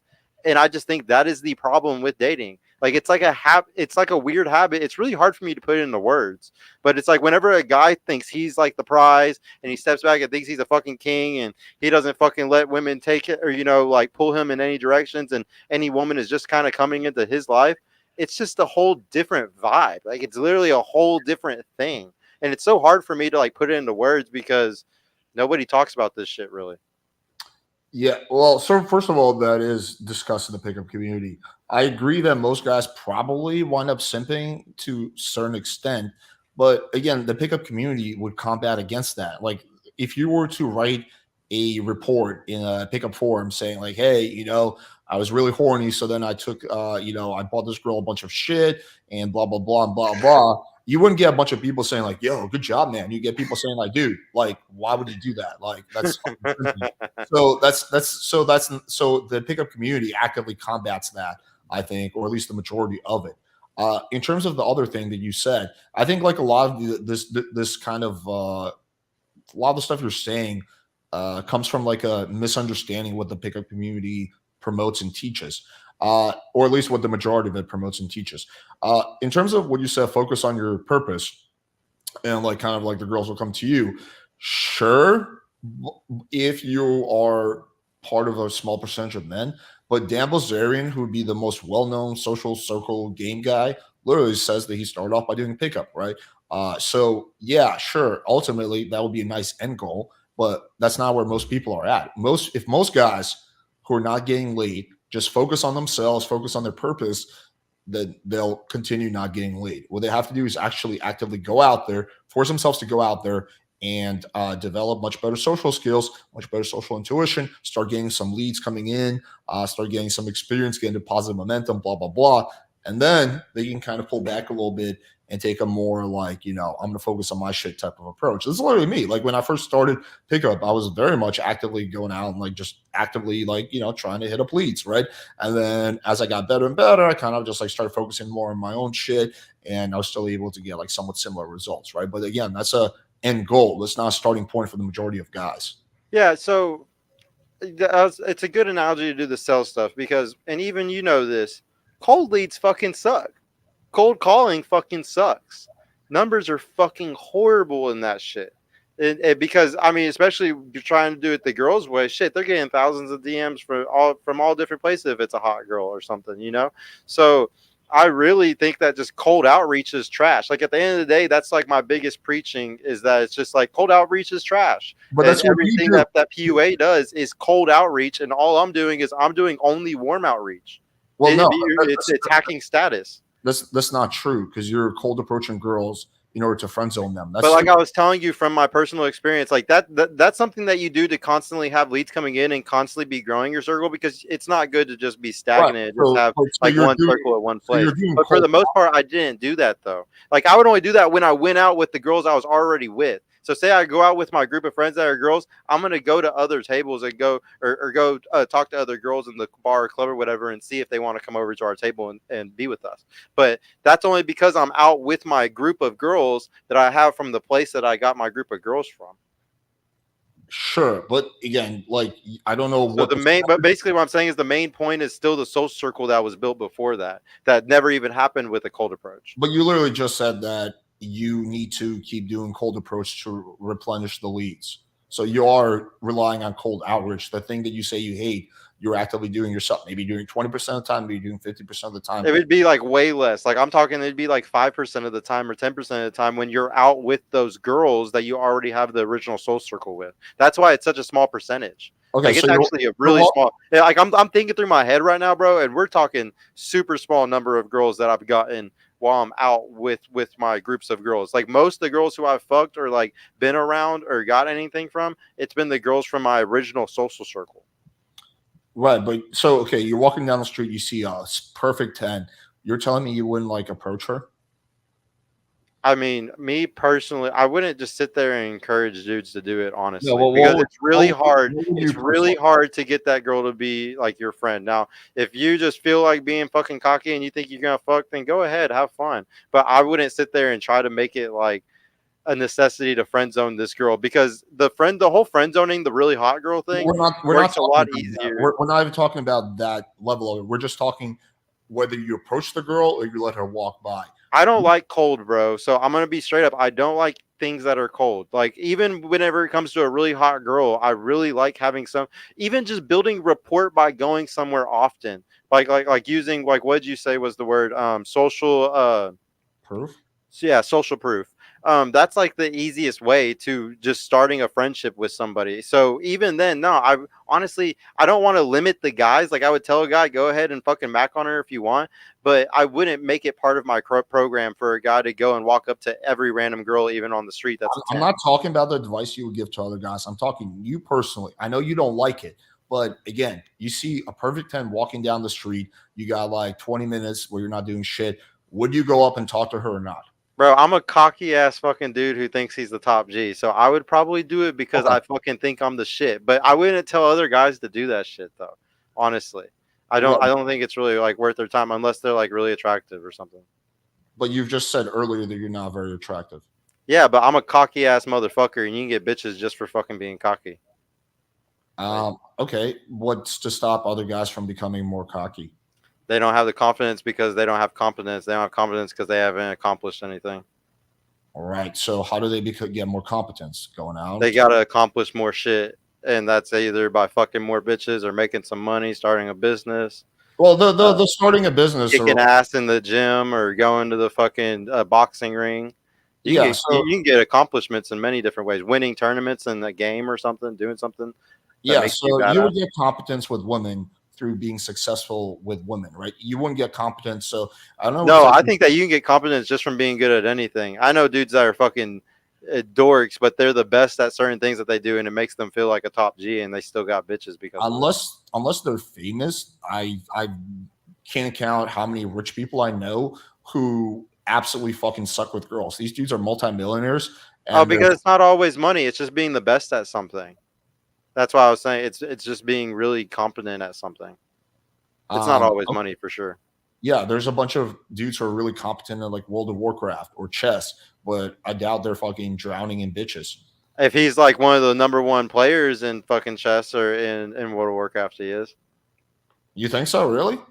Yeah, I think if Lot, somebody's like lot, one of the best at something, they'll definitely get bitches for it. Did you see it in the big video game terms for League of Legends, fucking Dota? Like all those number one teams and players like fucking got bitches. And I, that look like dorks sometimes too. Look at the I best don't Twitch know much. streamers, I like don't the know much. biggest, dorkiest Twitch streamers. Even some of that, you got fucking bitches, dude. Yeah, I don't know much about the sex life of these fucking. Shit, your best friend Destiny got fucking. Oh wait, never mind. Oh that didn't Well, Destiny fucking has failed. quite good social skills. He Yeah, really no. does. He can be charming, charismatic. He can make a girl laugh. He can seduce girls. He can build sexual tension. He knows how to handle shit tests. That combined with status definitely gives him a big advantage. But Destiny is not, while he may look a little dorky, he's not socially awkward by any stretch. He has well above average social skills. So, yeah. Oh So, yeah, but like even fucking like I can't think of his name right now. Like XQC, like I'm pretty sure he has a girlfriend. Like that dude's fucking weird. That's like the weirdest French Canadian dude on the internet. never met him in person. But yeah, I guess sure he seems kind of awkward online. He's also famous, so fame can can compensate for a lot of poor social skills. But if we just take fame aside, just completely forget about fame. We're just talking about pure competence.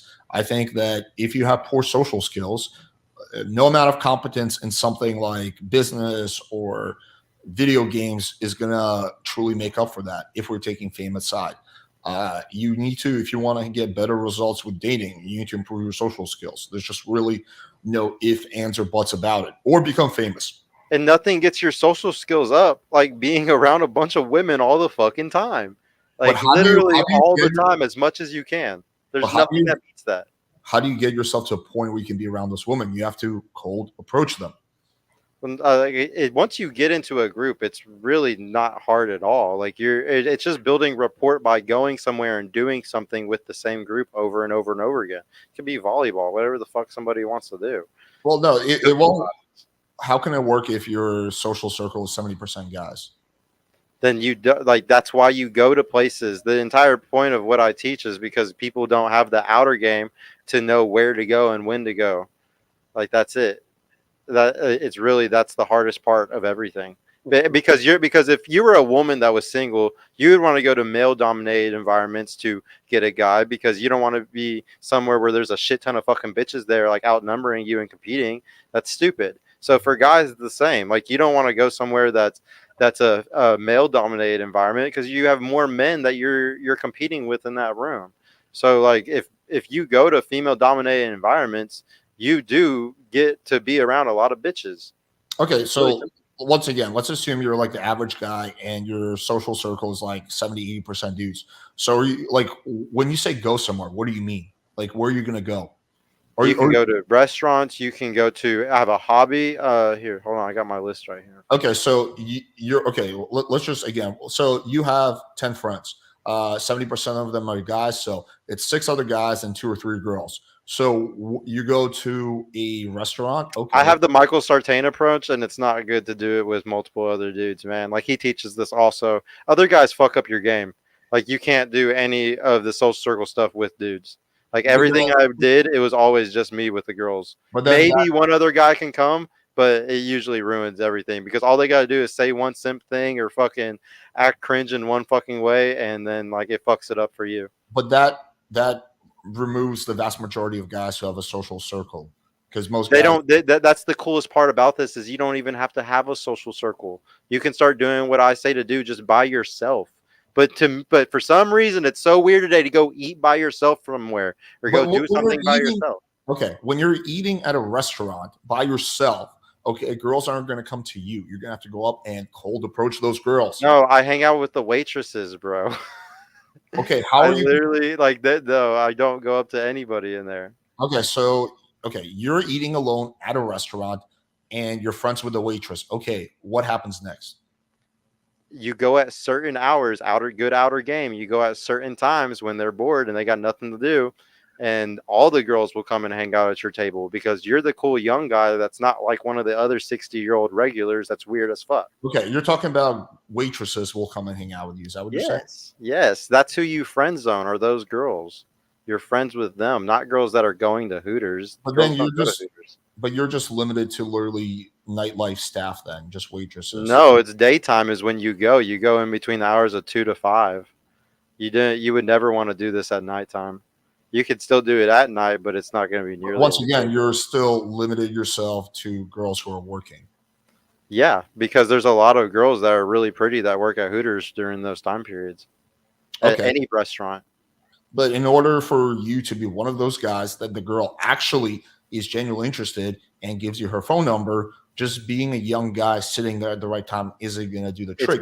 It's building rapport. So what that means is like going and talking to the manager, taking care of like the main bartender, the number one bartender, or like the prettiest person. You just build rapport. It's really not that hard to be friends with somebody and not be a scumbag and give a fucking $3 tip. Like you just do things that are better than the normal person. Well, there's a lot of guys who will go to Hooters at the right time and give generous tips, but they still don't want to. It's about building rapport and being consistent. You can't just do it one time and be like, "Oh, why is nobody my friend?" No, you do that for a fucking long period of time, then you get a lot. My best friend, that was the girl that like got me into going up there. This girl was friends with like literally like 50 regulars there, dude. She would do stuff where she would buy the calendars herself, give the calendars to free to her regulars, and then I have coupons for them because the calendars all come with coupons. And then she would just fucking give them half off, give them free wings, all this type of shit, and they would be tipping her better and stuff. They're very social. Like everything is very much based around an environment of consistency and having regulars and stuff. And if you're not like those old weird dudes, you're treated way fucking different. They hang out with those guys all the fucking time. Most of the girls that are my friends up at Hooters go to the casino like every month with some simp dude that's like, hey, you want to go up to the Oklahoma casino? Like, let's go this weekend. I'll give y'all $500 to play with. They pocket like $300 or $400 of that shit and only play with like $100 of it. Like these girls are all chilling as fuck, and they finesse a bunch of dudes, and then there's some dudes they're cool with, and you just want to be the guy that they're cool with, and they tell all the fucking dirty secrets to. Okay, so right, but what you're describing is a big time investment. You're saying go there regularly, often, chat those girls up, put the time in, put the consistency in, give them good tips. How's that any different? It's gonna take 3 to 6 months just to get like your first like girl that you're gonna fuck by far. How's that different than a guy taking 4 or 5 days to sleep with a girl? Because your intent. It's all about intent. If your intent is to literally try, if you're just being altruistic and you're literally just going and hanging out with people that are your friends, and you're not sitting there overdoing it like crazy, they're not your friends. Not the same. Yes, they are your friends. These girls are all my friends. If I needed them right now, I could text them and say, they might be your friends now, but when you first start going to Hooters, the girls are not your friends right away. For a while, you're just a guy they're trying to get as much money from as possible until you transition to become their friends. No, it's very simple. Being their friends. It's very simple to not the barrier between the simp and like the normal dude is fucking massive. Like it's massive. It's not like a little line. It's very easy to look like the guy that's not the simp. If you just don't give them money, if you just don't like offer all types of stupid shit. But you literally said earlier is like you give generous tips. Dude, that's like, it's not even like a crazy generous tip. Like you're just doing the tab. If your tab is $10 or $15 and you do double the tab, you're like way better than everybody other person, and all you spent was $20 or $30. Right, and if you're doing not that big of a deal, so first of all, you're not going to go Hooters and spend $10 unless you order like one beer. If you just get a beer or two, yeah, you will. Or if you just get some fried pickles and a drink, then yeah, like that might be it. You order the bare minimum, but if you're doing that for 6 months, that's going to add up to hundreds and hundreds of dollars. I just don't see how that's different in any because way. You're building a relationship with multiple girls, and like I said, you can either do what you do to get sex, or you can do what I do to get genuine desire. There's a huge difference. It's not the same thing at all. I don't know why you think that you can't get genuine desire. You're way less likely to get it when you're chasing a girl. All those forms of fashion that you talk about in dating are all the ways where it's going into the girl's frame. You're going into her power. You think that showing up at Hooters day after day and doubling the tip is not playing into the girl's frame? Not at all, because I don't want to fuck that girl. You want to fuck that girl. Your intent. It's all about intent. If your intent is to try to fuck a girl, then you're basically that girl's basically prostitution almost at that point. Whereas if I'm literally giving a girl a tip that I would give to any other place that I go eat at, any other restaurant I go to, and any other bar I go to, the only difference between me and other people is I only go to the same place often. I don't ever go to random restaurants. Ever go to a random restaurant. I go to places where I build rapport, even if it's not Hooters, even if it's any other type of restaurant. I'm going to go to the same place over and over again to build rapport. Okay, so let's say Hooters starts employing only fat girls. Are you telling me you're still going to show up just to be friends with them and double? Great point. That's a great point. So Hooters actually has a program where they give the girls a gym membership as soon as they start seeing them gain some weight. So I don't got to worry about that there. It's a hypothetical. Let's say it'll never happen because they have a whole program set up for fat girls not to be able to. I've seen some really busted girls at Hooters. At least. Oh yeah, I've seen some too, and they'll get the talk. Trust me, they'll get the talk. Okay, like once again, like let's just assume that Hooters becomes really PC, and they're like, you know what, we need to buck the stereotype. Let's say they get some. Wait, let me just finish. Let's say they get some bad publicity, and let's say they only start hiring girls who are overweight, and they don't give them that complimentary gym membership. Are you still telling me you're going to go there out of the kindness of your hearts, spend 6 months to build relationships there, give double the tip? Are you still going to do that? Because I don't think no. So this is the best part. There's multiple places like this. You can go to Knockouts, you can go to Wild Pitch, you can go to fucking Ojos Locos, you can go to Twin Peaks. Like, which one you want to go to, buddy? Right, like, okay, sure, but you're making it seem like you have like a pure motive. Your motive is like just purely just to be like to be friends with the hottest bitches you can fucking find. Yes. Go be friends. Why do you want to be friends? Why do you ultimately want to be friends with the hottest bitches? Because hot bitches have hot friends, and hot girls don't use dating apps. If they Okay, do use so dating apps, they're fucking whores, why dude. do you want to The be friends? hottest girls only meet guys through social circles, and I know because I'm friends with some of the baddest bitches in Dallas, and they've never used a dating app in their life, ever, Why do you want? Well, ever. why do you want to be friends with a hot girl that can introduce you to her friends? What's the end goal? To end up getting a girl that has genuine desire for you. To have Not to sex have with her. sex. No, no, no, no, no. To get genuine desire. I don't give a fuck about sex, bro. Sex is easy to get. Sex, like anybody who's like, oh my god, fucking, it's so hard to get sex. Yeah, maybe for some guys, but that's not that big of a goal, dude. Like, So it's your nothing to brag goal, about. so your goal is just literally it's not to date the girl, not to have sex with her. It's just to like just kind of like marvel at the genuine desire. Like yes, It's to make sure that she's really down for me. Because my thing is I don't know about other guys, but when I have sex with a girl, yeah, sometimes I do care about them and I do want to make it serious. So I would like it to be with a girl that really likes me. So then I don't end up simping and falling into a trap of wanting more with a girl that is just doesn't like me that much. So your So it's goal is way to. better to filter for a girl that is really down for me. So I, I don't I, make those mistakes I don't know because why. I've been in multiple relationships where it wasn't in my frame, and I don't want that again. I Bro, want a relationship I that's don't always know in my why frame. you're just dancing around owning this. What you really want is to either have sex or be in a relationship with a girl that has genuine desire for you. That's it. Yeah, That's and what genuine desire is frame. Like I'm associating those two things together. right. You want to be in a relationship with a girl or have sex with a girl that really likes you. Okay, cool. There's more than one way to accomplish that. You can accomplish that same thing from cold approach. You can accomplish that same thing from dating apps. You can meet a girl who genuinely likes you, and it's going to be a lot faster the majority of the time than what you're describing. Again, long game versus short medium game. But I don't know why you think that like the guy that takes the girl on 3 dates because she's more conservative, or 4 dates or 5 dates, and it takes him like a few weeks to sleep with her, is simping more than a guy that spends 6 months Because going to a there's Hooters. another chat that she let hit on the first night, bro. Why the fuck would you want to be with a girl that lets other dudes fucking hit earlier? Not every, like, you don't know. Like, the thing is, you don't know what a girl's body count is. You don't know what guys she fucking let hit What do you sooner. think the So the average? bottom line is the best thing is as soon as possible. In the first, and we agreed on that the first or second date is the best thing But you're possible. not having sex with these girls as soon as possible. You're waiting at least 6 months. No, I'm not trying to fuck those girls. There's no intent to fuck them. No, there is. You just want No, to. it's when one of their friends fucking comes Okay, in, or whenever a new girl gets okay. hired. You want to It's, fuck one of their friends. There's still a medium. but that friend though, I'm not fucking, dude. It might be a week or two within me meeting her, or the first night I meet her because she's heard my name pop up in their mouth fucking 10 times before she ever met me. Like, it's just hacking the social status. That's all it is. I have no problem with that. I just have a problem with kind of like the shaming of the pickup model. Like, let's say we both start from scratch. We both move to a new city. Like no one knows us, right? We use your method. It's gonna, as you said, take 6 months before you can get girls at Hooters who are comfortable with you, and then introduce you to your friends, and then there's another week before you fuck her. Okay, that's 6 months and 1 week. Let's just say 6 months. If we use my method, you can get a girl who genuinely likes you within like the first week or two.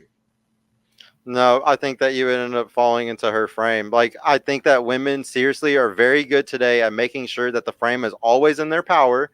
And whenever you use any of these pickup techniques, you're going What's to the this? girl and showing your intent. You're going to her and saying, hey, I like you. I want to fuck. I want to do this. And what I'm saying is that is what's bad. I don't like that.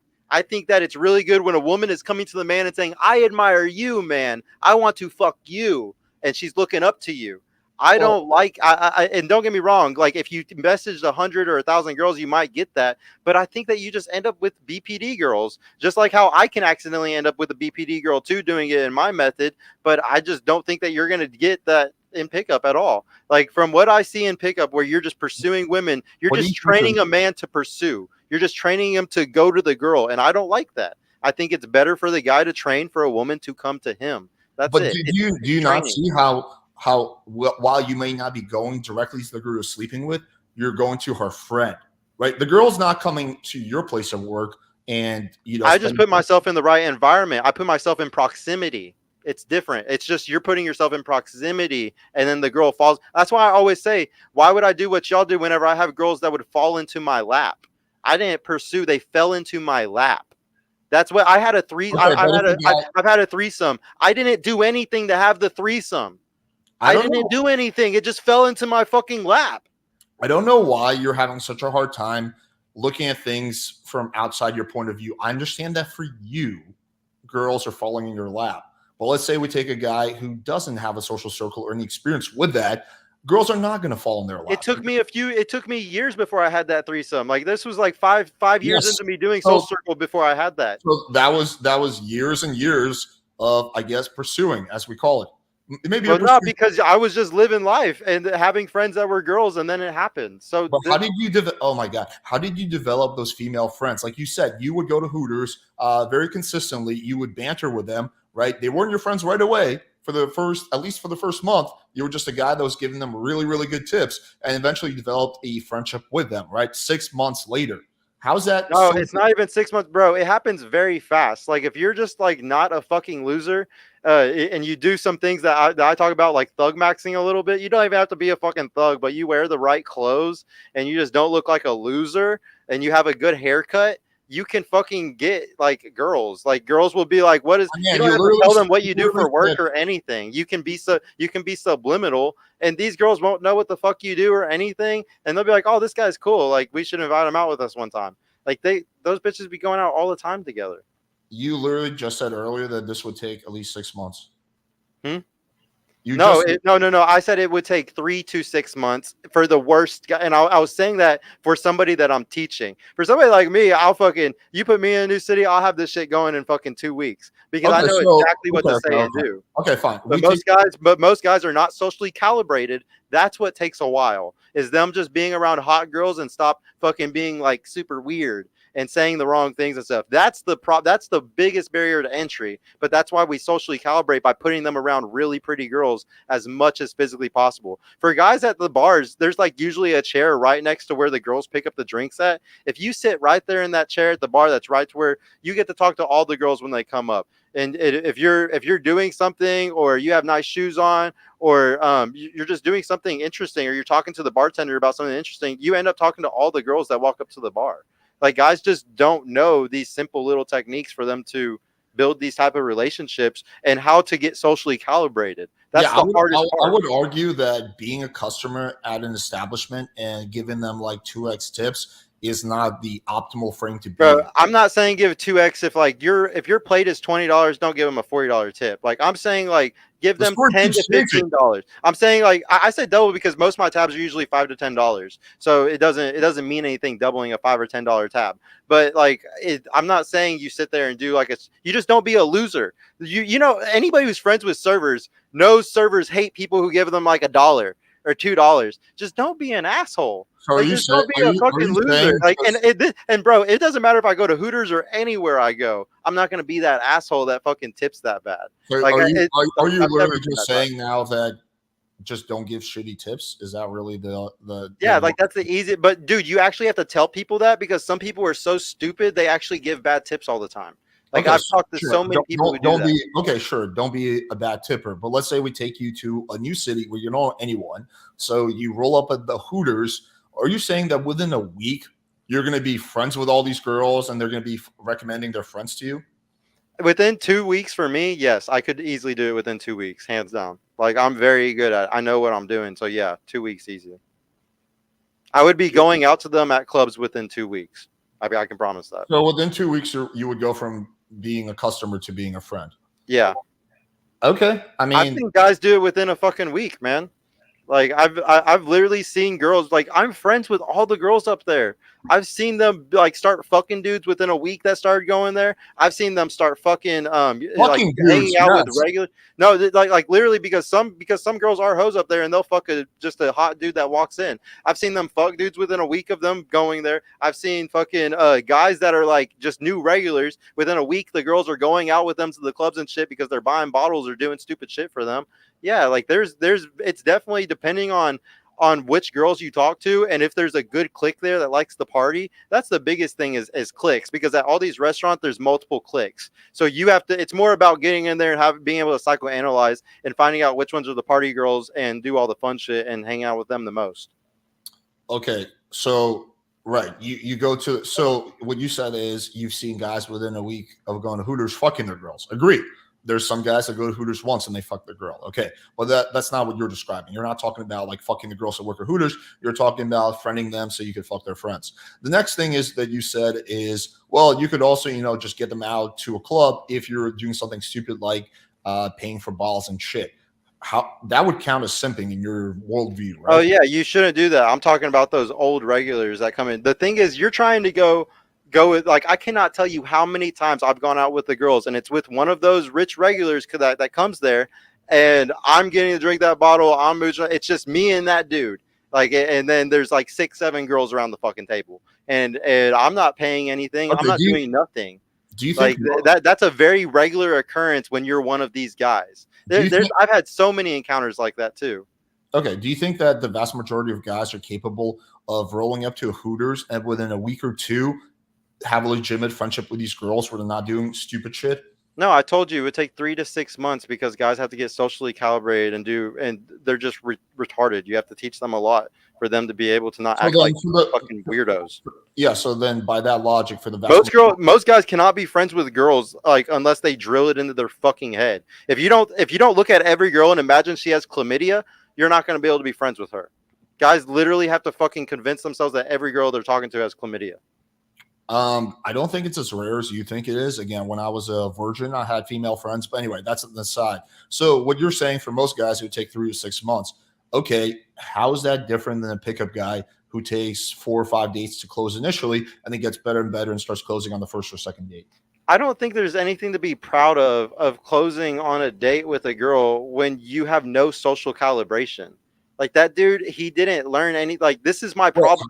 Pickup is that because just sending messages, bro, just sending DMs doesn't make somebody socially intelligent to make them to be able to read somebody's bone structure in their face and shit. These guys are not getting social experience that sit there and use dating apps or even just do pickup because they're not calibrated. The only reason why I'm so good with women is because I'm around them constantly. How do you think you would fuck a girl? How do you think you will fuck the girl on the first or second night, assuming money is not involved, if you're not socially calibrated? How do you imagine that could possibly ever happen?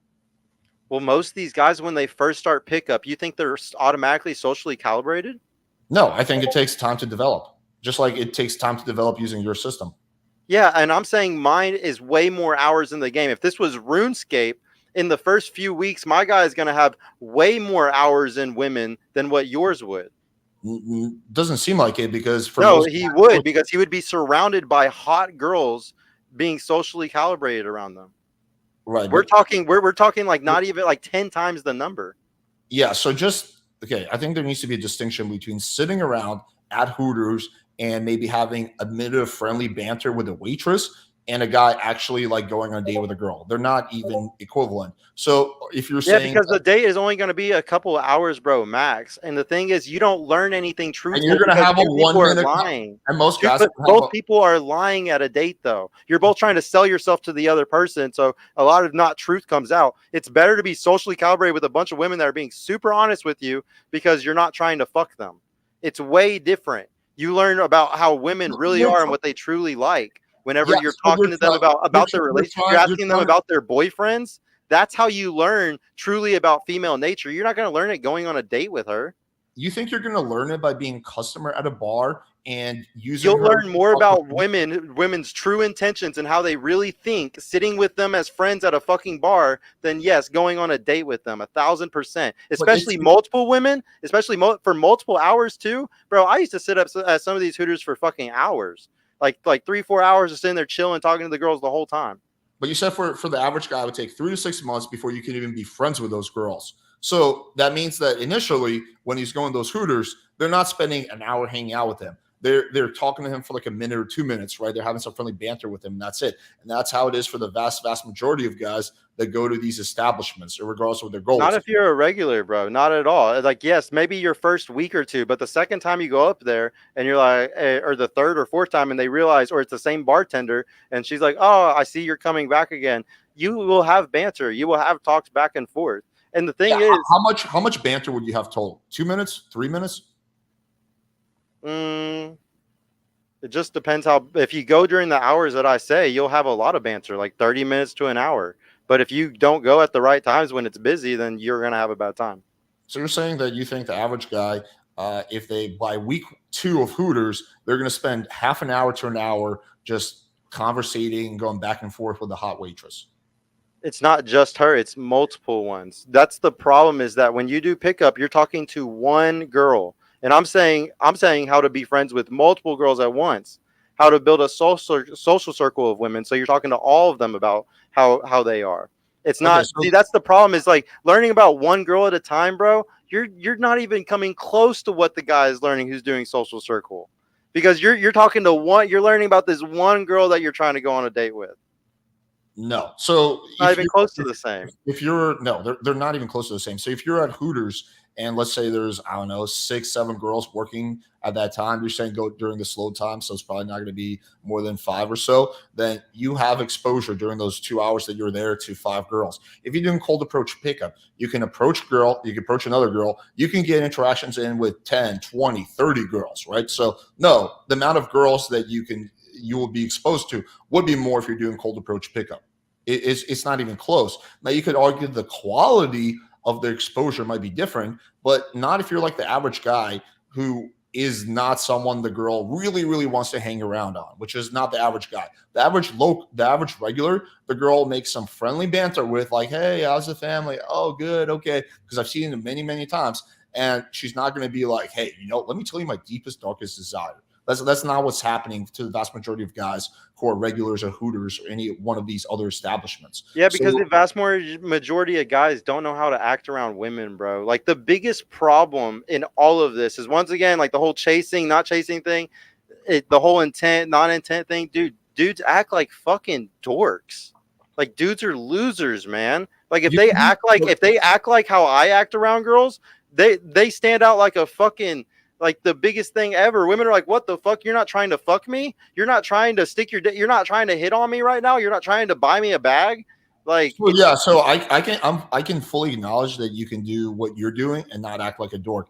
I don't know why you can't acknowledge that you can do pickup without acting like a dork. because I think that guys always end up slipping up. Whenever you're in a fucking path of going towards like pursuing, that's when mistakes happen. Like that's when guys slip up. That's why we see so many stupid things on Reddit, or we see so many messages from people saying, "Oh yeah, I bought this thing for her," or "I simped and I did this," or you see all these stupid comments under a picture whenever a girl posts a bikini pic.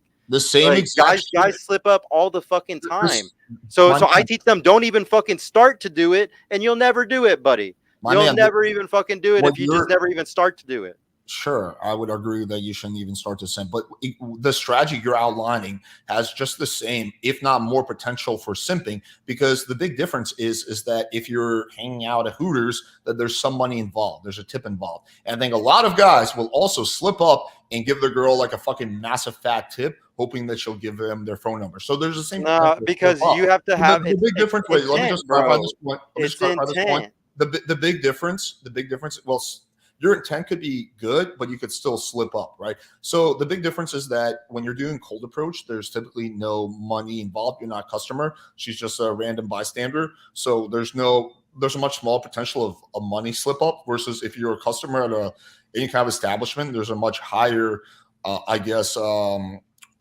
chance of you having some kind of a money slip up where money gets involved in the picture. So yeah, like this is what you're describing is not something that's just limited to cold approach. Guys in any one of these dynamics can slip up, whether they're just chilling at their local friendly Hooters or they're going out and cold approaching a girl. I don't know, man. I'm always gonna see it as when you use pickup in any way, shape, or form to hit on a girl, you're pursuing, and I just don't think that men should pursue women. That's all it is. I think that the women back in the day, they would drop the handkerchief. Like there's always been ways where women showed the signs first, and I think that that's what it's supposed There to be like. still is, but it's typically been for like pretty much all of history that men would be the ones pursuing women. That like in our parents' generation, our grandparents' generation, is that the guy would show up to the girl's house, he would like make friends with her dad, he would leave a good impression, he would pursue the girl, take her on dates, and ultimately the girl would quote unquote give in, right? That's how it was for like literally all of history, unless we go back to fucking But prehistoric. would you agree that women like the bad boys? Sure. The guys Yeah. that act like they don't like them? The guys that fucking treat them like they're not special at all? Sure, but again, it doesn't change the fact that for literally all of human history, the standard has been that guys are the ones that pursue, guys are the ones that initiate, because that's kind of what women expect. Like, hey, you're a man. I don't Just want to feel because like women expect that in society today doesn't mean it's right. Fuck what they expect. It's about what's true. And like I the don't really truth is understand. guys are the prize and women should be pursuing you. And the best relationships come from that. The Yeah, best sure. relationship comes from the girl doing that. Yeah, that's like having a mindset. Yeah, like money should just come to me. Like I don't need to market or promote my business. Money should just come to me. That's ideal. It just doesn't happen for the mass majority of businesses. You have to market and promote your stuff until you get very well established, and then sometimes money starts coming to you. So it's the same thing. I don't see what's bad about a guy taking initiative and showing interest in the girl and being a little persistent. Now, you can do all that without simping, without overly pursuing, but I don't know what's so bad about a guy being a man and showing interest and basically like saying, like, laying the cards on the table, like, hey, I like you. You're very attractive. I'd like to go on a date with you, or I'd like to fuck you, or any combination of those two things. Like, I don't know why you view that as inherently I bad. don't care about a random bitch, bro. Like that's probably my biggest flaw is like if it's a random girl and I have no connection to her, I'm probably just gonna fuck her and not talk to her again. Sorry, maybe that makes me a bad person. But if So I then meet a girl through a social circle and I have like a tie to her through somebody else, I'm way less likely to do that shit. I'm way more likely to like do the right thing, kind of. So I don't know. I don't think that it's. so then I you're just more. don't. I So think then it's. you I think it's evil and bad in every way, shape, and form to do pickup. Like I can't explain it any more than like how I have kind of. but that just Like I seems just like. I'm that much against it. Like I'm very against it. But you rely on pickup concepts and you do pickup yourself. Like you literally just said Not that really. you're cold approaching girls, even if you're doing I 10%. said it's like 5 to 10% of what I do. Literally 5 to 10%, bro. Okay, so 10% of the stuff you're doing is pickup. Yes, and like I said, it's whenever, and I'm Well, only if it's using so it. bad and evil, But no, then no, why no, are you doing it? but you know what's crazy? Even when I'm using that pickup, I'm only using that pickup whenever I have a social circle of girls with me. Like whenever I'm at a club or so, I will go and talk to other girls and try to get them to come back to our table because I have a bunch of other girls making me look better. So Dude, it's you like, literally okay, the story keeps changing like every 20 seconds. You literally just said earlier about like 20 minutes ago that you would just sometimes you don't need to rely on girls. You could just go to Hooters. but like, by I know yourself. what I'm talking about now is if I was teaching a dude, I would tell him, "Hey, bro, if you want to cold approach or walk up to use pickup, if you can utilize your pre-selection, if you have a group of girls with you and you can go do it, go for it. I don't think there's any wrong with doing that. Just like how I don't think Mike or anybody would like I know that Michael likes to have the girls probably come to his table if he was doing something like that, but not I would if I had like a table with a bunch of girls, I wouldn't mind going and talking to other girls on a dance floor and be like, hey, we have a table over here, like over there, like would you like to come and sit with us? And it's just because since you have a bunch of girls with you, they feel more welcome to come and sit over there. Like your status is raised whenever you're introduced to those random girls. There's not a lot of opportunities where I'm able to use pickup to help my social circle. Because if I walk up to a random girl, like say just how I dress right now, just walk up to a random girl, they don't know my social status at all. I'm not status hacking in any way, shape, or form. If I had 5 girls around me and then I went and talked to that girl, then I am using like my hack. Yeah, you're I'm just utilizing. saying that if I'm going to use pickup, I'm going to use pickup with my hack. I'm not going to use pickup just by itself. I know I said earlier I would because I feel like a top G, but that's just because I'm a cocky bastard and I just want to go hit on girls. Approaching a girl when you're with a bunch of other girls is very well in line with what pickup teaches. Using social proof. Yes, pickup would not be against any of that. That would be a pickup concept. So it seems like you just don't really understand what pickup stands for. And like I told you, bro, I feel like Also, everything is a pick. Even mate choice copying could be considered a fucking pickup thing because I'm no, sure but pickup wrote about it 10 years ago. Because that's pickup was the first thing. Social proof is a big tenet in the pickup community. So that would not be like an anti-pickup concept. That would be a pro-pickup concept. But also, I don't understand. You spent like 20, 30 minutes talking about how like you would just, if you had a shitty social circle or whatever, or in other situations, you would just go to Hooters by yourself and you would just befriend the girls there, blah, blah, blah. And now you're saying that you would not do that unless you were with other girls. Like the story just seems to keep changing. No, I'm trying to explain to you because you're trying to make it seem like I use pickup to build my soul circle, and there's a very specific way that I would do it, and it would be using if it's whenever I'm already using social circle. So it's like it's just using it as an add-on. It's not even like it's the main thing, and you're trying to make it seem like I use it as a main part of of my technique, and it's not even a 10% of my main technique, like not even close. So then you would never go to Hooters or a place like that by yourself and like meet girls that way. You would only do it when you're with other girls. Is that what you're saying? If I'm going to pick up, if I'm going to use PUA to go up to random girls, it's because I have a social circle around me. And that's what I would teach other guys too. Just forget Is about that you can go get more girls. You can go use pickup for more girls if you're with a social circle of women. It's very simple. Okay, so forget about the terminology because I don't really think you understand what a lot of like the pickup lingo is. And I'm not saying that like to I'm try. saying cold. Okay, cold approach. I'm, Like, what do you want me to I'm, say, bro? no, Like, cold approach. Then I'm here's the just saying, point. go up to women. It's not complicated. Everything I'm trying to explain is not complicated right now. It's super simple. Super So, simple. I'm so only walking up to random women if I'm able to leverage I have a social circle with me.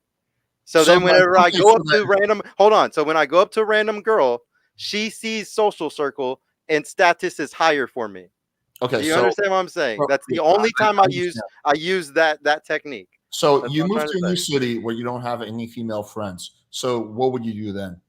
I would literally try to go build rapport somewhere. I would immediately start probably eating at 4 or 5 places and make them my regular spots. And I would start going out and being social. I would get a hobby that's social. I would try to start doing some type of side work that's also social. And I would just be around as many people as I can. As many hot girls as you can. Yes. Okay, so that would mean that you'd be going out and doing the shit that you literally just said 2 minutes ago you would only do with a group. You would be doing it by yourself. No, because it's just building rapport. I'm not walking up to girls. I'm just going to places and building rapport. How is that cold? I'm not cold approaching anybody in those places. No, that's not what I'm even trying to argue against. You said earlier that yeah, but like I wouldn't even do any of this stuff. Like I wouldn't go to these restaurants and befriend girls or do any of that if there was not other girls around. But you would in certain situations. So Okay, I'm giving you two completely what the scenario I was giving you was like at a club, bro, because that's the only time I would ever use pickup. Ever, okay? Because if I'm at a club and I have a table and I'm with 5 girls, that's not true. You literally said earlier that if you saw a hot girl walking down the street and you had some free time, you'd go talk to her. dude, that's a whole separate thing that I told you I'm a cocky bastard and I would do it just because I'm a cocky bastard. Like you're conflating all these different things that I'm trying to completely separate from each other. And you're trying to conflate them all together. When you're saying when you say things like the only way I would do because bro, I'm just like you and I coach people. Do you want to know what I would tell other people to do, or do you want to know what I would do? I'm talking purely about what you would do. I'm not talking about other people. Well, then that doesn't matter though, because what I can do isn't what the same. Hold on, what I can do isn't what other people can do, Alex. What I can do isn't what other people can do. So what's the point of talking about that? Because I'm interviewing you or debating you. I'm not debating other people. But I like to talk in general. I don't ever. Whenever I'm talking about the internet, I very much rarely talk about myself. Let me just finish the statement. When you say things like "I would only do pickup if I was at a club," that's a lie because you're saying that. Well, I would actually also do it in public because I'm a cocky motherfucker. So those two things are mutually exclusive. Because I'm trying to tell you what I would teach somebody, bro. This is my second time telling you this. If I'm teaching somebody, and we're speaking in general here. If I'm giving advice to somebody, I'm gonna say if you're at a club and you got a social circle of 6 girls, yes, go pick up all the other girls in the fucking club and tell them to come back to your table. If you're at Hooters, bro, no, don't walk up to fucking anybody in there and try to pick them up. You'll look like a retard. No, you don't do that. It's a restaurant. You're just building rapport with workers and bartenders. You're conflating all these things together. You need to separate them into different categories. You're not going to understand what we're talking about. As you think, but I'm always weary when people do the opposite of what they preach. Because I'm not a fat loser like that. I help all the time. The guys that I help aren't like me at all. Some of them are not anywhere close to the type of life or the height or whatever it is that I do. I'm not going to tell them to do what I do. And if I say that if I just saw a random girl in the street and I want to go mac on her, and that makes me fucking bad because I would go do that, or that's against all my policies or something. That's stupid. That's just like doing what any dude would do if he feels like he could get it. and not every guy feels like they can get it. Like most guys aren't that fucking So for the confident at guys, all. so for the guys that are confident, there's nothing wrong with them doing cold approach. If they really fucking feel like they want to do it, go for it, bro. Like I don't care. Like nobody's controlling them. I don't care. So I don't help guys who are position fucking changes hot. so much. Dude, Alex, I don't help guys who fucking have their shit together. I help We- guys who don't know what the fuck they're doing. Yes. Like if a guy is that confident, he wouldn't be talking to me anyways. He would be arguing that PUA is better than everything else. I argue with those dudes all the time. So we went from I think that pickup and cold approach is like evil and making the society worse to yeah, man, I don't care, just do what you want. I do it sometimes too. No, I'm saying I'm not gonna fucking sit there. If somebody wants to live a certain life, bro, live your fucking life. But I will judge the fuck out of you and call you a simp beta cuck. For doing Yeah, I call guys thing. simp beta cucks all the times for being PUAs because it is. But It is the simp way of doing things. Even but guys yeah, you spinning do it plates, too. spinning plates is just simping to me. Those guys that spin plates, the bitches that they're spinning plates on are fucking fat, old, ugly fucking butterfaces, the type of women that they would never take home to mom, and that's why they're spinning plates on them. And it's like that's just simping to me for fucking mediocre pussy, bro. Like dudes be doing that shit all the time. Bro, you can have a rotation of girls. They're not fat and old. I don't know where you keep Most getting these your dudes head. that are bragging about it don't have fucking a bunch of hot Okay, girls, okay, dude. okay. They don't. So you're saying that like, oh, but I would still like make fun of them for doing that. But yet, Yeah, I'll shame them. but yet you do the same thing. You said I yourself. don't fuck fat girls. Okay. So assuming that they're doing pickup with non-fat, not old girls, then you would not shame them. Then you would think there's nothing wrong with that. I will shame myself for fucking doing pickup. Yes, I would. If I went and walked up to a fucking really hot girl in the street and I look like an idiot afterwards, I'd be like, damn, I'm fucking stupid. I should have never done that in the first place if she rejected me. Yeah, dude, I don't think it's worth it. I know the best strategy is just social circle like what I already do. I would do it for shits and gigs. But I know that it's not my best strategy at all. Like it's literally just for shits and gigs. You don't do shit just for fun sometimes. Like you've never like literally done something just because like you didn't give a fuck. You just felt like doing it. Yeah, I do shit for fun, but I wouldn't shame myself afterwards if it didn't go well. So that's counterintuitive right there. Because I always shame pickup. I would literally shame myself in the same way of being like, I should have known not to do that because I already fucking hate doing that. Hang on. You gotta let me get like a few words in. So yeah, so if you're doing something just for fun, then the whole premise is that you don't really give a shit and you wouldn't shame yourself for the outcome. The only way you would shame yourself for the outcome is if there's more to it than just having fun. So when you say you're just doing it for the lulz and you're saying also I shame myself doesn't go well, those two things are very contradictory. So yeah, so like you're saying on one hand that like, oh yeah, I would shame pickup, blah blah blah, but at the same time you're saying, well, if I do pick up and it goes well, then I think that's all well and good. I would just shame myself if I get rejected. So it seems like really what it comes down to is just you don't like rejection. Well, why should I have to deal with rejection whenever it's these bitches that should be getting rejected? That's the funny part, guys. It's like guys actually fetishize getting rejected today. No, that's goofy, bro. It comes down to guys being able to take rejection on the chin and move on. There's nothing wrong with getting rejected, but the bottom line is guys literally fetishize that shit, bro. They'll do anything just for the smidge of box. And you think I'm wrong, dude? We know guys are just smashing today. Guys aren't getting in relationships. We can look at everything Dr. David Buss talks about. He talks about how whenever the times are worse financially, the more guys opt for short-term strategy. And yeah, guys be opting for short-term strategies all day long. They're just trying to fuck. I'm just against that. If pickup artists and all these people want to push this hedonistic world of just everybody fucking each other, man, go right ahead. I'm still always going to push for relationships and how for guys to find the best relationship for them. Like I really don't care if people want to go do like the whole pickup thing and fuck or spin plates, whatever, but I will judge it and I will shame it and I will laugh at it because it's stupid to me. It's not what I promote. It keeps changing. Now it's more about casual versus meaningful connection. So then do you personally? Yeah, because genuine desire leads to the best relationships. That's my whole point. You can have genuine desire and have casual sex. You have genuine desire and be in a relationship. Absolutely. Yes, you can. You can make a choice when you have that girl genuine desire if you want to keep her. Okay, so so then you just would not have casual sex even with girls who have no, sometimes you do fuck girls that you're like, you know what, I learned this about her a week later or a few days later, or her fucking pussy smelled, or fucking shit happens where you're like, you know what, yeah, I don't, even though this girl has genuine desire for me, I don't want to be in a relationship with her. Or okay, like, so every girl you have sex with, you have the intention of dating them. Oh yeah, I'm very, very serious about not fucking girls that like I don't see myself doing something with. Like I have made a No, couple no, mistakes. I'm Where I have, talking about dating, being in a relationship, but not doing something with. yes, I'm a very I date with intention, or yes, like that is the type of person that I am. Yeah, So how many girls have you roughly had sex with? I stopped counting like years Over ago, over, bro. Like I over a really hundred? don't know. No, Over no, no, no, no, no, no. I'm like I really don't know the number. I know it's like probably over like 35 ish. Like I really don't know though. okay, over Like 35. I'm not some like crazy fucking dude with like 100 body count. No. How many serious relationships have you been in? 5 serious ones where I lived with the girl. I have a baby mama too. Okay, so even kind of with the mindset you have like a 12% success rate of casual sex to actually being in a relationship, like maybe 15% if we're being Because I get scarred whenever I learn more about the girls, bro. Like, yeah, sometimes whenever I see a bunch of dudes hitting them up or they have a crazy Instagram, it's like it turns you off and you can't see yourself being with that girl seriously. why would you not just try to find that stuff out beforehand? Because usually you're kind of horny and you're wondering like what the sex is like. Like you're kind of wondering if they got the Glug Glug 9000 or But something. I thought you said you don't like the idea of casual sex. You're all about relationships. Yeah, I'm really hoping that she has something that's really surprising, but sometimes the surprise isn't a good surprise, bro. Like that's the problem is like you always are going to be surprised by something.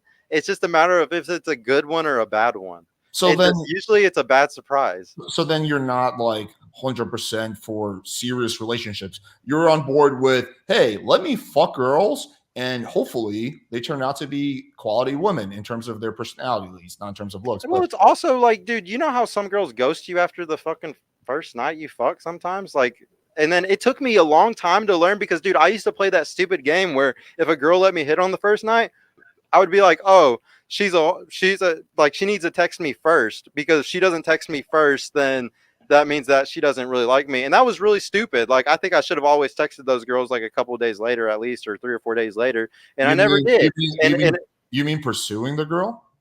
well, the thing, yeah, kind of. But like the thing is, after you fuck her, though, it's not really pursuing, bro. Like you already got you're like we're just fighting to get the sex. Once we get the sex, we won the game. So, but like my thing was where I wanted that girl to always come on to me, and I think that's wrong. I think girls feel embarrassed after having sex on the first night, and I think that you do need to text them sometimes a few Okay, so days later, it's so okay they to don't pursue, feel it's okay to shame. pursue girls after sex, just not before sex. It's not pursuing, bro. You're just fucking leading up. You're You're just taking like initiative, yes, which is exactly what pickup it's teaches. not initiative, bro. You're just saying, hey, you're not a whore for fucking me the other night. Like, let's go on another day. It's not a big deal. Right, you're taking initiative. Yeah, so they don't feel used, Vega. My bad. I couldn't think of the word. You're taking initiative, which is exactly what they teach in pickup. Take initiative. See how Man, girls. fuck you. Y'all take initiative before you even get the box. Fuck that. Yeah, because typically after you have sex with a girl, dynamic flips, and then she's the one that starts pursuing you. That's also a big tenet in the pickup community. Is that Well, once that's you what I would always wait for, and I feel like that's actually a mistake, though. Like don't get me wrong. Like I did that a lot, but I feel like I kind of let go a lot of really good girls when I did that. Like because I would sit there and not message them, and yeah, maybe that was the best thing because those girls didn't really like me. But a few other girls I've actually messaged back, and I feel like it was fine. yeah, it's almost like you miss on like 100% of the shots you don't take. It's almost like if you see a hot girl walking down the street, don't approach her. Your success rate is zero because you don't take that shot. Yeah, it's like almost like you have to like take a shot in order to make the shot. Like I know, crazy concept. Crazy. I think we're starting to come full circle a little bit, and you're starting to realize kind of how like a lot of these concepts are not really stuff that the stuff that you say you believe in isn't stuff that you actually believe in. Like the whole thing about casual sex was just like a like just bizarre because again, it seems like you're very pro casual sex, but you just go into it with the intention of hopefully this works out. But if you were purely about relationships, that was your end goal. You truly thought casual sex was a bad thing, like some religious person or someone like that, then you would screen very aggressively before you had sex with a girl. Bro, I'm not gonna. I'm gonna You would not say be talking now. about how good her Gluck Gluck 9000 is. Bro. Over like definitely after I had my daughter, it changed everything. Okay, before that, was I hedonistic little fuck and did stupid shit, and I would fuck girls and didn't want relationships with them. Yes, man. I'm not sitting here gonna try to act like I was some perfect person who only ever seeked relationships. But over the last like few years, especially since I had my daughter, yeah, I'm very much like not seeking just sexual pleasure for sure. It just, but yeah, earlier in my life, I'm not gonna lie. Yeah, I did have sex just for fun. Sorry, There's I'm a fucking hypocrite. What can I say? there's no apology necessary. There's nothing wrong with casual sex. I don't know why you would even demonize it. Like some people want to have casual sex, some people want a relationship. What's the problem? I think it's okay for a phase, but I don't like encouraging women to have casual. I know that you're okay with women having casual sex, but I don't think women should have casual sex, man. I think it fucks their heads up. Well, in order for men to have casual sex, that would mean that women would need to have casual sex too. Women have to open their legs because they're the gatekeepers of the sex, so they can just So I all can't decide tomorrow to just stop fucking having sex, and everybody would have to stop. There's no way I can be okay with men having casual sex and at the same time say women should not have casual sex, because then the only people that men can have casual sex with is other men, right? So you need women to be willing Let to those fucking faggots. Oh shit, my bad. Let those gay people and the trans do their shit, bro. No, that's you're completely missed the point. The point I'm making is that to have casual sex between a man and a woman, it requires a man wanting to have casual sex and a woman wanting to have casual sex. You need both of those because they require each other. Like, because a man has to have sex with a woman. So yeah, I mean, I don't know how to break it down more simply than that. So yeah, like I would sure if you're saying like, well, I don't think women should be encouraged to have casual sex, but then you can't at the same time take the position that, well, actually, I would encourage men to have casual sex because again, both parties need to participate in this. But no, so here's the problem though. When it comes to hoeing and stuff like that, it's not like every girl's a fucking hoe. There's like only a subset of girls that are like doing all the crazy sleeping around. Same with the guys. There's only like a small set of guys that are like doing the crazy sleeping around. I don't sit there and think like all girls are fucking hoes. I think there's categories of women, and it's mostly like the fifth category that are like the hyper thoughts that we're all talking about all the time. It's a vocal minority. Well, they're not even vocal, but it's a minority. So I really don't think that like guys sleeping around a lot means that we're just making a bunch of other girls hoes. Now, if you're doing what we're talking about, where you're just fucking and you're just trying to have casual sex, then yes. But if your goal, I don't think I've never claimed that guys like fucking around makes girls into hoes. I don't think you make a girl into a hoe, or at least not the vast majority of the time. I think the girl was already either came at the right place, right time, she got over a breakup, or she was already a little bit more on the promiscuous side. But typically, like the majority of girls or like normal girls, their body count's in the single digits, and it composes of some combination of relationships and casual sex. Like most girls have had at least like one night stand at some point in their whole life, right? The difference between the girls who are like the hyper thoughts and like the average girl is they just didn't do it more than like once or twice. But yeah, like I don't see what the issue is with like a girl having like one night stand in college or a guy going out and having a few casual sex relationships. Like what's the problem with that? Why is that more bad? Well, like I said, I don't think it's bad for the guys, bro. Like, if anything, guys need to have a little bit more casual sex today, but to be able to keep up with the women. My problem is like in a relationship is I think the guy should have 3 times the girl's number. So if the girl has a 5 body count, yeah, I'm sorry, the number's gonna be a little off. He needs to have like 15. He needs to fucking fuck like 10 plus fucking whores, like those girls in that category that I'm talking about that sleep around a lot. He kind of needs to get his numbers up because he needs to have more experience than the girl. I think that there's so many relationships today where it's the girl has 20 bodies and the guy has 3, or the girl has fucking 17 and he has 5 or something. And it's just like those relationships don't work out. Just like how whenever a guy can be like 40 years old with an 18-year-old girl and it's super fucking weird. It's super weird if a girl has way more experience than a dude, traveled all over the place, and has like a fucking 25 body count, but she wants to be with a 2 body count dude in a relationship. Like she just wants to take advantage of him. Like she like that's not healthy at all. And we see these dynamics all the time. So guys need to get a higher body count just so they have more of a pool of women to choose from. Because right now you see it every day. Guys are like, I want a virgin. I want a virgin. You know why they're saying that? Because they have a 1 body count or they have a 2 or 3 body count. And I agree. They probably do want a virgin because their body count's so fucking low. But if they got their shit up to 5 or 10 or 15, they would be a little more cool about that girl they met that has a 5 or a 10. And like that's all I'm trying to do is like this general what you just said is generally true, but except for the fact that earlier on you said that you would shame those guys for having casual sex. Yeah, so no, I'm not trying to shame guys for having casual sex at all. I always say that guys should have like the triple number. The thing is you shoot for relationships. I don't think I'm a bad person if my intention is always wanting a relationship. I gotta let my dog out in a second. But if my intention is always wanting a relationship, then it's not bad. But if your intention is I'm just going to fuck this girl and I want nothing else from her but sex, and I'm just gonna waste her time for 6 months, I think that's fucking weird or like fucked up. Yeah, so I don't even know where to begin with that. So if you fuck 100 girls and you get one relationship, then you're either absolutely Obviously, your tent wasn't relationships then. okay. So how many, like you said, you encourage guys to have triple digits. So how many relationships should they be in order to have the triple digits? At least there, you're to get to 15. He's gonna be in at least probably 2 to 3 relationships. To Like get I would say, to get to triple digits? probably at least 2 relationships because just to get into the first one, he's probably gonna fuck 5 to 10 girls. Because it's a filtering mechanism for guys. Like, Triple digits is over 100. hmm? Triple digits. Is Oh, over. I don't mean triple digits like that. I mean triple whatever the girls is. So if you want to be with a girl with a 5 body count, I think he needs 15. If he wants to be with a girl that has a 10 body count, I think he needs 30. Like Myron's little prescription where he says everybody needs to have more than 50. In Miami, when every bitch there has over 15 to 20 bodies, Well, first of all, you probably should need a 50 body count there. that's not true. That like every bitch in Miami has a 15, 20. Oh yeah, I agree with you, but like maybe, you know, I'm just like throwing out there. Maybe that's why he says 50 bodies is because yeah, the bitches out there might be sleeping around more. You would know, you're there, but I don't know. Yeah, I'm sure the girls in Miami on average have more casual sex than girls in like Kansas or Kentucky. But no, I don't think the average girl in Miami has like a body count of like 20. Uh, but okay, so you're saying two relationship, blah blah blah. But at the end of the day, I still, even if you're like let's say you're in college or you're gonna ship out to the military in a year, I'll just try to like make these examples as like understandable as possible.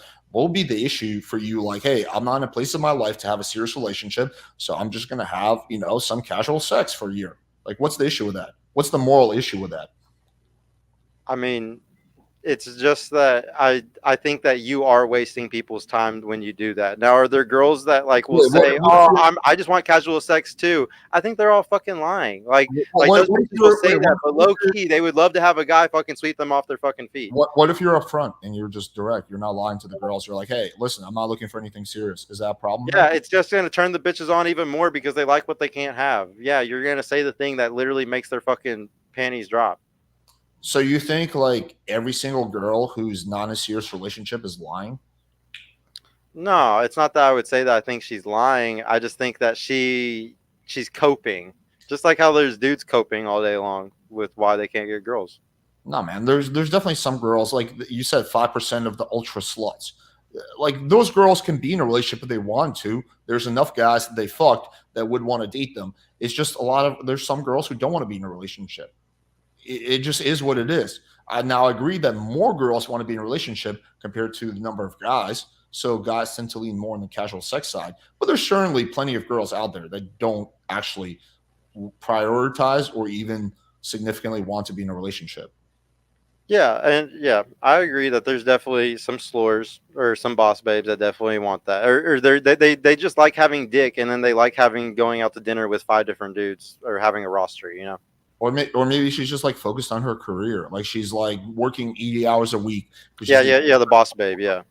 Yeah, sure. So if let's say you're a guy and you're sleeping with the boss babes and you're up front, then there's no ethical issue with having just casual sex. Yeah, I mean, that's fine. If y'all wanna fuck those girls, that's fine. But I don't like old bitches. Like I bet that bitch is old, man. I don't know why. I bet that bitch is older than him. Dude. The thing is, like, my big thing is, I just don't want guys fucking girls that are older than them. I don't want guys fucking girls that weigh more than them. That's fucking pathetic to me. I'm sorry.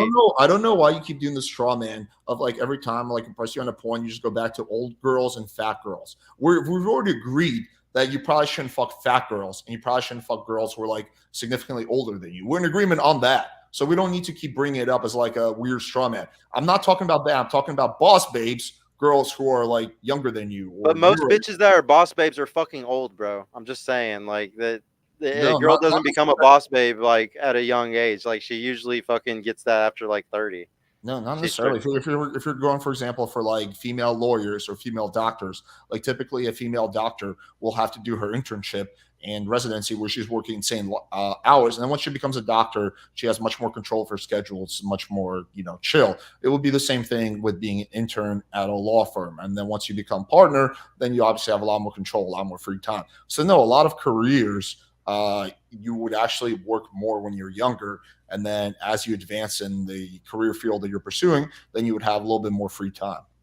I still don't think that it's good to fuck those bitches. Like I wouldn't. I would never like even spinning plates. Like I don't believe in spinning plates really. Like if the plate falls, the plate falls. Like it's like I never sat there and tried to fucking keep up with girls. Like once I realized I didn't want to fucking be with them, I didn't want to be with them. And What's that's another weird thing. These guys maintain plates of girls that shouldn't even be fucking maintained. Like taking these girls on more dates that they never are gonna have anything serious with. Yeah, I think it's a waste of fucking time. so Like so I don't think it does anything fucking good for either fucking party. okay, so explain to me what the moral or ethical issue is with having casual sex with a girl who's attractive, who's younger than you, who's working 70 hours a week because she wants to be a doctor, and is not pursuing a relationship, and neither are you and your Like I partner. said, I would try to make it work. And if the girl didn't pursue me afterwards or want something from us having sex, I wouldn't sit there and maintain the plate. Where most guys would sit there and maintain the plate for as long as That's they can. that's okay. We're talking about two different things. I'm saying that you're upfront with a girl, she's upfront with you. You guys both have crazy fucking schedules, and you don't want to be in a relationship at this moment. She doesn't want to be in a relationship at that moment. You guys are both upfront with each other. She's not old, she's not fat. What's the problem with you? What's the ethical issue with you having casual sex with her? I don't think that there's an ethical issue unless I want to sit there and take like the Christianity route and say that it's based off my Christian morals. It's more that I just don't want to waste time. My biggest issue is wasting time. I'm not going to sit there and keep fucking a girl that doesn't want anything serious with me. If we have sex and she catches some crazy vibe where she's willing to sacrifice, where she's like, you know what, I'm going to school, I'm doing all this crazy shit, but I want to be in a relationship with you really bad, and I'll do whatever it takes, then cool. We will probably keep fucking. Like we will. But if she's on her own thing and she's like, hey, I just want something casual. I've had plenty of girls tell me that, bro. I've had more girls tell me they want casual shit than want something serious. And every time I'm just like, yeah, I'm not about it. Now, if they hit me up like 2 or 3 months later on a cold Thursday, did I fucking answer? Yeah, I might have answered a few fucking times, but I tried to not pursue those girls after that. After they told me that shit, I would really not pursue them. I really just don't like pursuing women, bro. I hate it. Like I really don't like. I don't think these women are worth fucking chasing. If they were worth chasing, and trust me, I've chased girls before, but it was because I put the pussy on a pedestal, and Okay, now I've learned to not like put certain pussies on the pedestal anymore. And as you get better and better and better, you start realizing, man, most of these pussies aren't worth being put on the pedestal. It's a growing. you're like literally throwing in five different ideas and concepts, and then I have to like fucking pick them out one by one to respond to them. But I don't want to get like off track.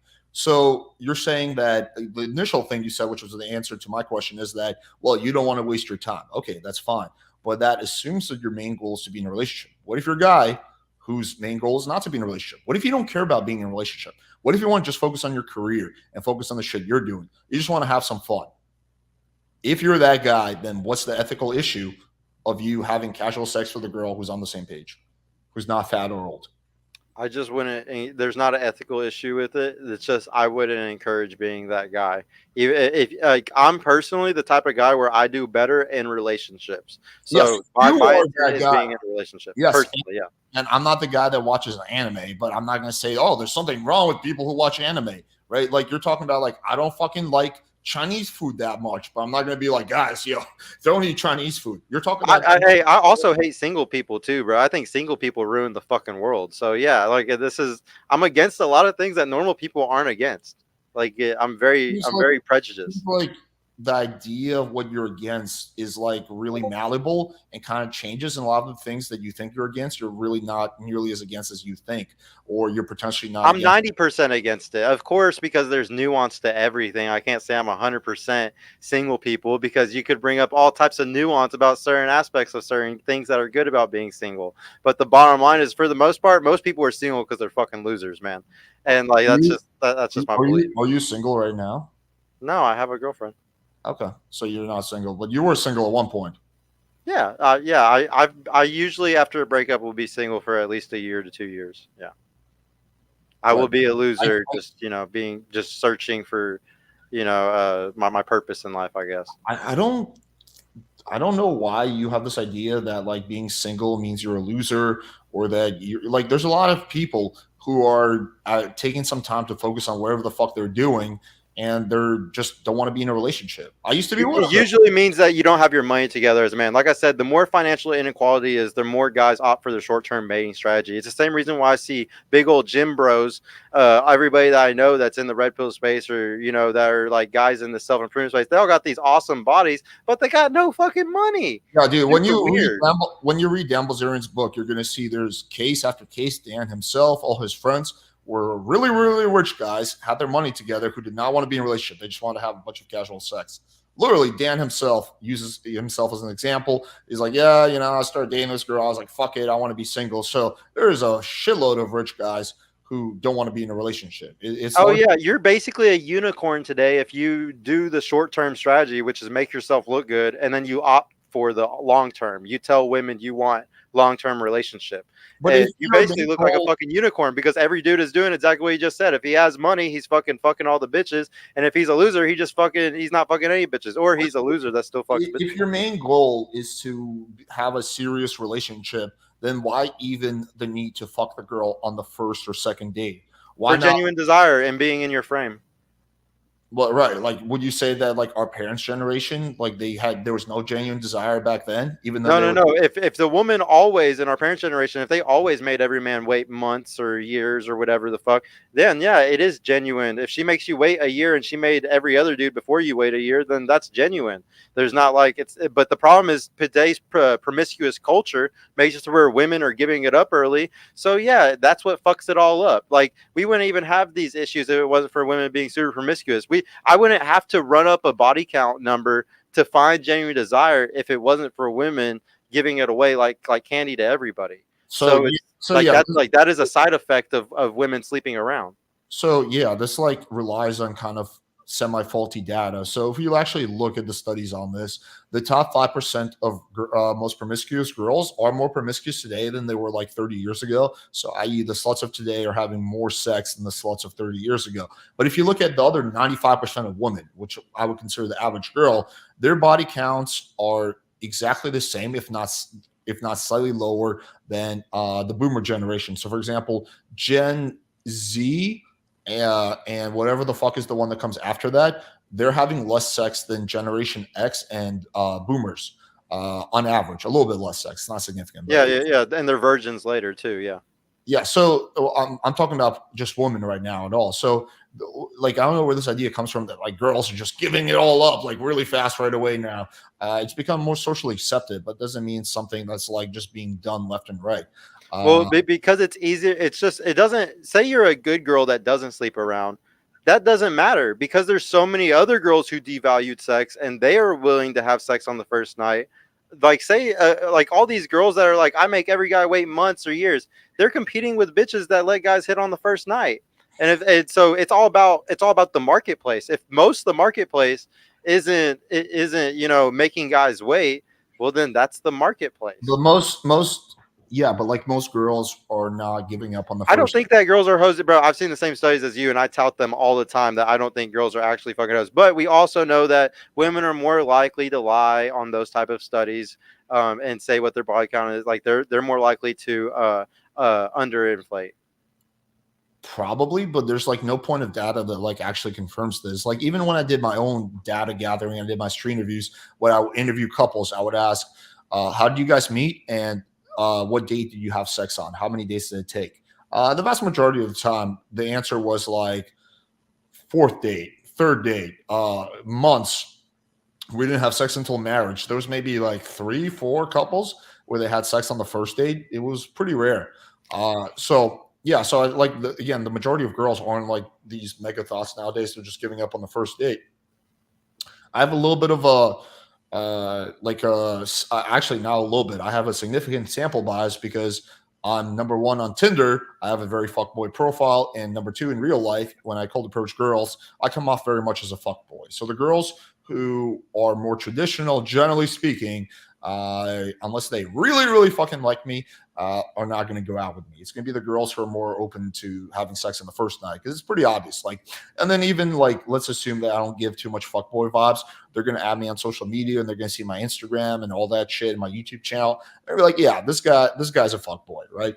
And I've just made my peace with that. But the point is that, yeah, most girls are not, even though you and I might have sample biases, most girls are not in this like I'm a mega thought category. But that's neither here or there. I think the main point is that like I don't know, like the kind of like the odd demonization of like casual sex is just kind of bizarre to me. Like it seems like on sometimes you're saying like, well, it's just not something I prefer, which is totally fine. We all have our own preferences. But then when you say like, yeah, I would shame guys for having like casual sex, but then later you say like you wouldn't. I don't know. Like I just don't see the point of like demonizing something that doesn't cause any kind of like ethical harm, assuming that the guy's being transparent, honest with the girl. That's the assumption that underlies there. Like, again, like to go back to the analogy I was giving earlier, yeah, I would think there's something totally fucked up, and I would totally demonize people being racist, right? Or people being thieves, or people being violent, or murderers, or alcoholics, all those things. But I wouldn't demonize something that's like anime or something that's just like not my preference. So I don't know why you would put the casual sex in the category of like someone who's a thief or someone who's an alcoholic, something that does objective harm rather than just something that's not your preference. Oh, dude, it's not even. I'm not even trying to argue ethics or anything like that. Like the bottom line is that I just think certain things are bad, me personally, and I just don't think people should do those things. Do I slip up and do some of those fucking things? Yeah, I also think it's bad to fucking drink. I still fucking drink though. Like I'm not a perfect person that just never drinks, even though I think drinking is horrible. But Like there's no I think real drinking is like the worst thing in the fucking world, honestly.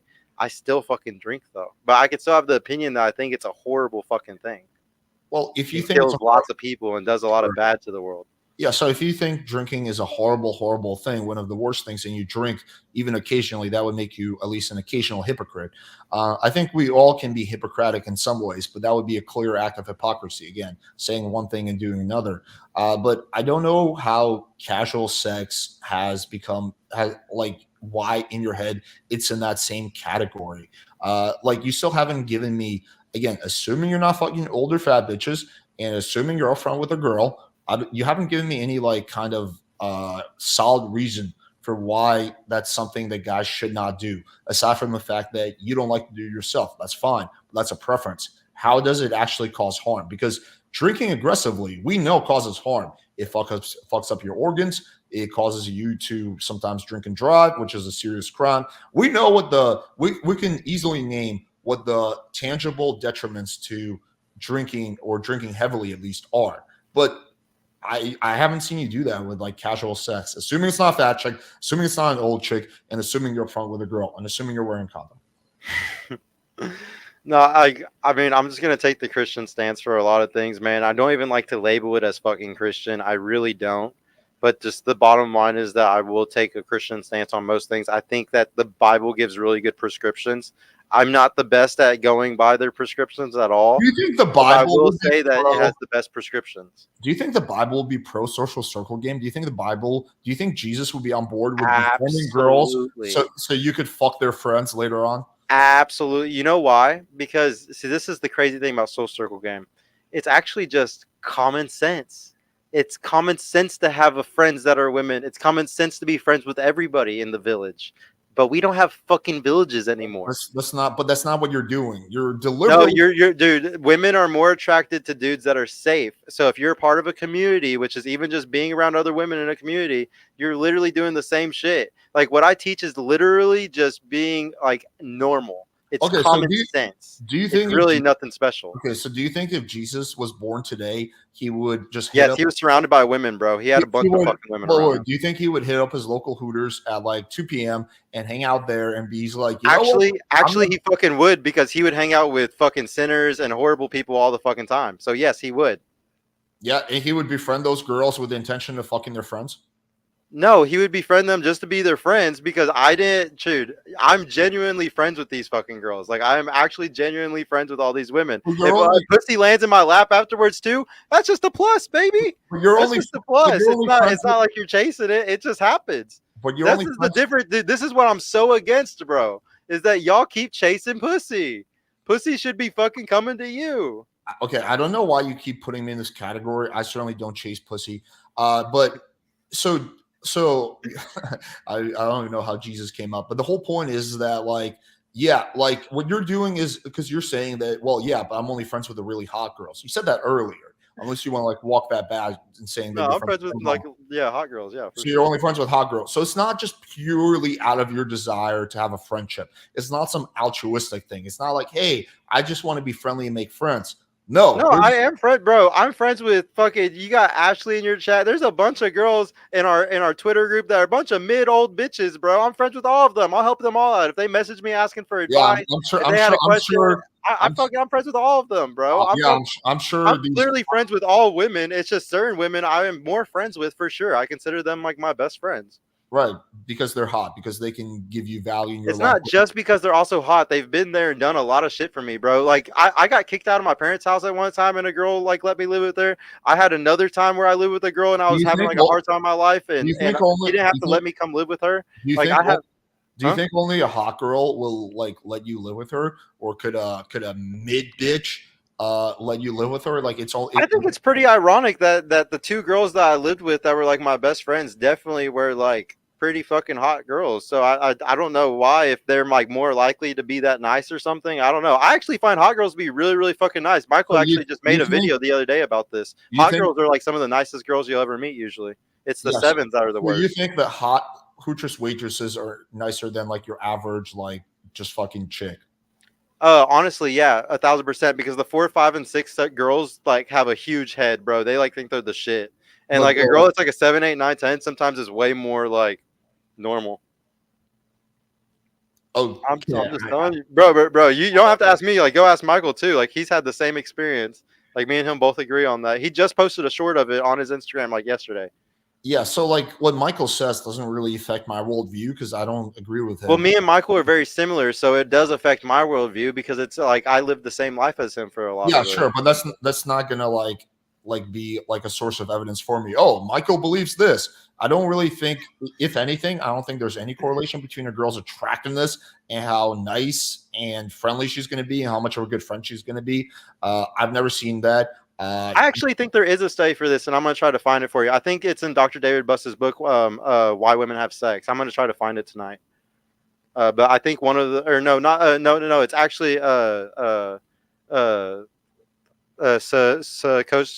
Kananawa on Why Beautiful People Have More Daughters. It was that book. Yeah, no, I'm gonna try to send that to you later. But I think there is a thing behind prettier women are nicer, and it's mostly because the world is kind of nicer to them. Yeah, because they get put on a pedestal, bro. A pretty girl gets treated way better than other people sometimes. I just don't.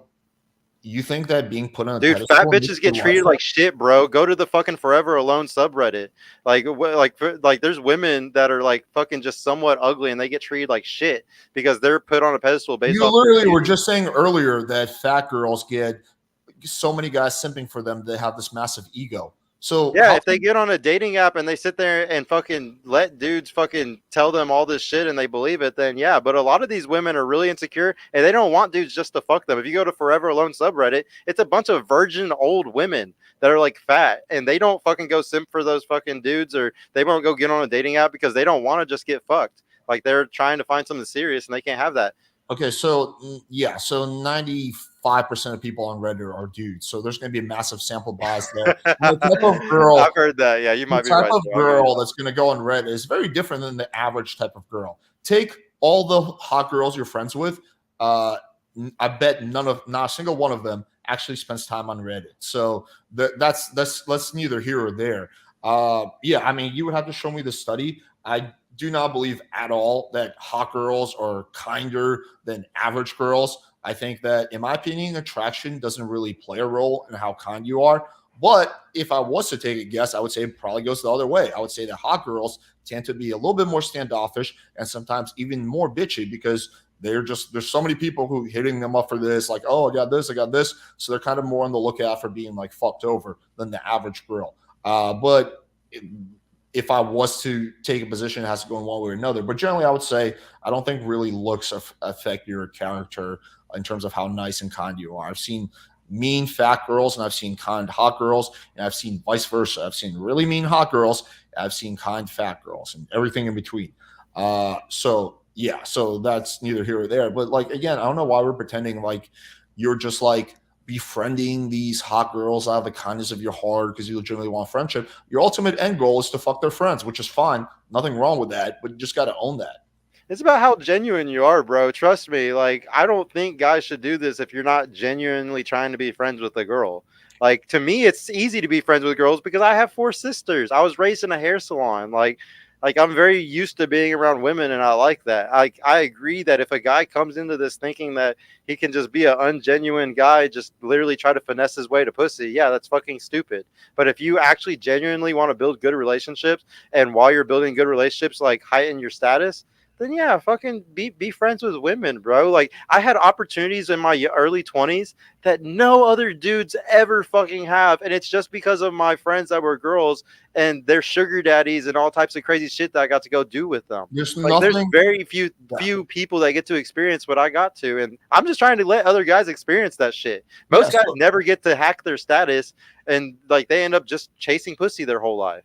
yeah, there's nothing wrong with being friends with girls or even focusing primarily on hot girls, right? That's not the criticism here. The criticism here is the contradiction between you literally saying earlier, at least, that no, I'm not going to be friends with like an attractive girl. I'm going to be friends with the hot girls, right? That I'm assuming that's your actual position. And you might say, oh, yeah, but I'll be nice to this random mid whatever bitch. I'm sure they love getting called that, but those are not like your close friends. It seems like, and then also at the same time making it seem like you have this very pure altruistic motive, which is just friendship. No, your motive is at the end of the day is to fuck their friends, which is fine. There's nothing wrong with that per se. It's just that what's wrong is the contradiction between making it seem like, oh, pickup guys, it's so unethical. You're trying to fuck the girl. You're trying to fuck their friends. There's not a big difference between those two things. But like the thing is I'm not though. That's what you don't understand. I'm not trying. Like that's the entire point is to like not try. Like Okay, have you but never had anybody, bro? Like before you were good with girls, did you ever have somebody say, like when you were struggling? I don't know if you ever had a struggle where you talked to another dude. You never heard a guy say, "Bro, just stop trying and it'll just happen for you." Have you ever heard that before? Yeah, I've heard that. Yeah, it's something that is very commonly said, and it's very fucking true. When you stop trying so hard, shit comes to you. So I'm just very much against guys trying so hard.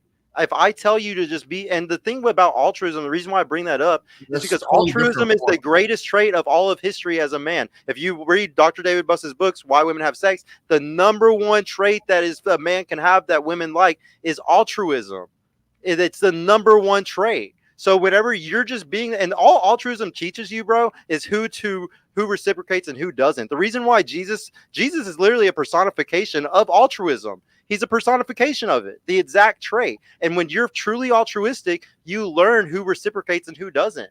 It's the greatest trait in the world, and every guy should be altruistic and try to be friends with everybody around them, men and women. I don't think what I'm preaching is fucking crazy. I think it's actually very normal, but people just don't do it. I think back in the day, this was super normal talk, but now we have cell phones, we have the internet, and we're all separated. We're all atomized. Well, no, I don't think like 100 years ago or 50 years ago, the idea of like, hey, I'm gonna befriend this girl so I can fuck her friend 6 months or 3 months or two I mean, weeks. like 1,000 years ago, bro. Like I'm talking about, like whenever, like for thousands of years, for most of human history, going back Homo erectus, we had small communities. We had small communities for most of human history. The rule, like we're living in the exception if you only think about the last 100 years. Okay. Anyway, that's a whole different aside. You keep conflating all these different points. The point I'm making, really, again, is going back to ethics and values and contradictions. Is that okay? You're saying, well, I'm not trying. Sure, but what's your ultimate motivation? What's your end goal? Why are It you? is. It is to just. It is. Your goal should always be your own purpose. You should be on your purpose and What is focusing on what is yourself. what is the purpose for befriending the hot girls?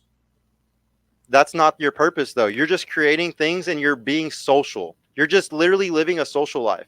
This is like me saying that I play that somebody goes to the gym, or for me, I used to play paintball, that I only played paintball to get bitches. Or No, there's no, guys no, that go to the gym, they don't only say go to the that, gym man. to get bitches. They No. obviously don't go to the gym just for bitches. They go to the gym because it also makes them look better. They feel better. It's good for mental health. There's many reasons why you go to the gym. It's the same for you building a soul circle. You don't build a soul circle just to get bitches one day. You do it because it's good for your mental health. It's good for your social health. It's good for you in general.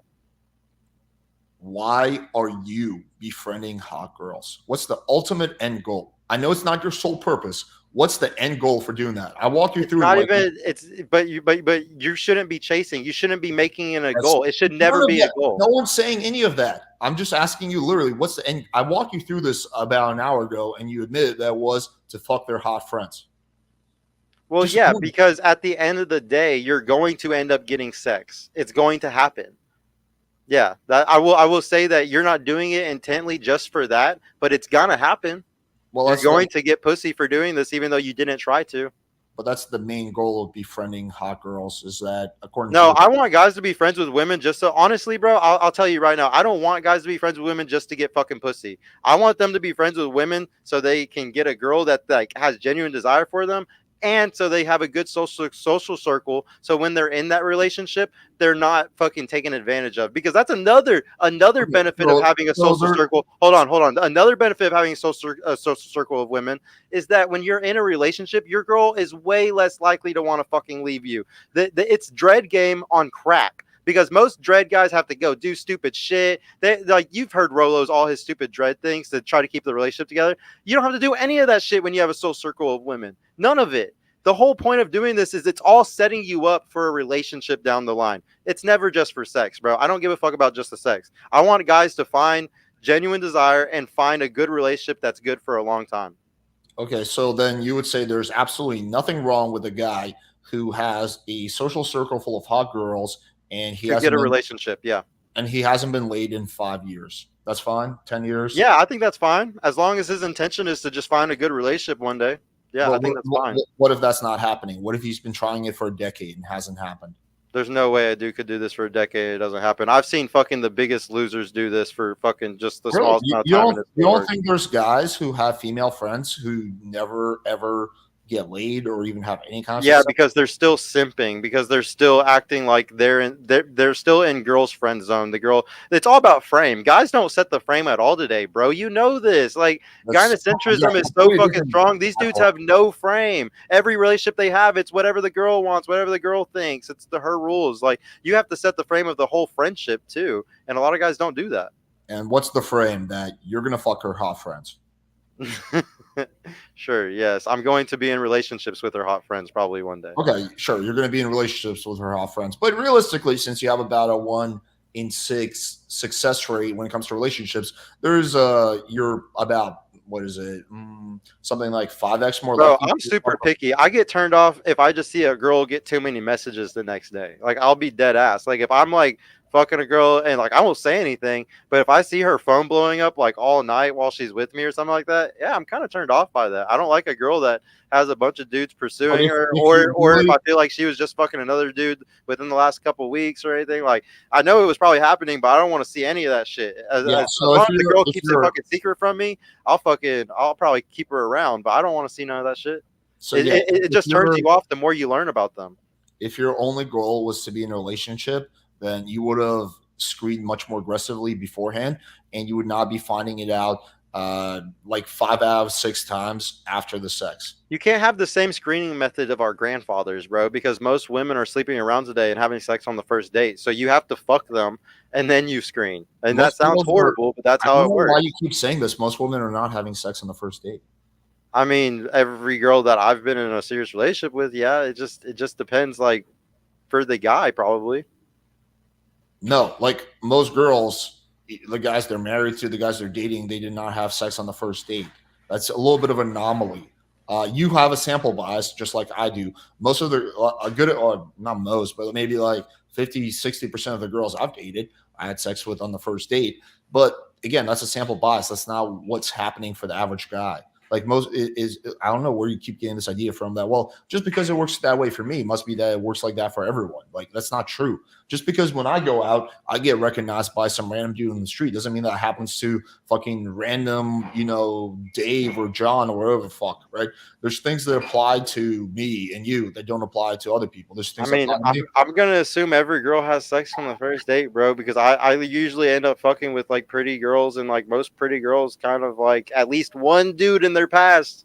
If they're fucking 21, 22 years old, at least one guy probably got the hit like on the first night, and you're just competing with them. So yeah, it's just best to get that. Like I really disagree with you on that. Like there's no way that we can quantify this because I don't think there's a study that shows how many girls give it up on the first night from my research, but I would love to find like a study that talks about that, but I don't think that they can quantify it. Like, but that is, I heavily disagree with you. I think most girls have had sex on the first night at least one time. And I'm not saying like for dating apps or anything, but like they've done it before. Like maybe it was a guy they knew for like a couple months through the social circle, but when they went on their first date, like she fucked them. Like, but it's hard to say that like, that's way different than a girl meeting a guy on a dating app and they meet in person one time and then they do it.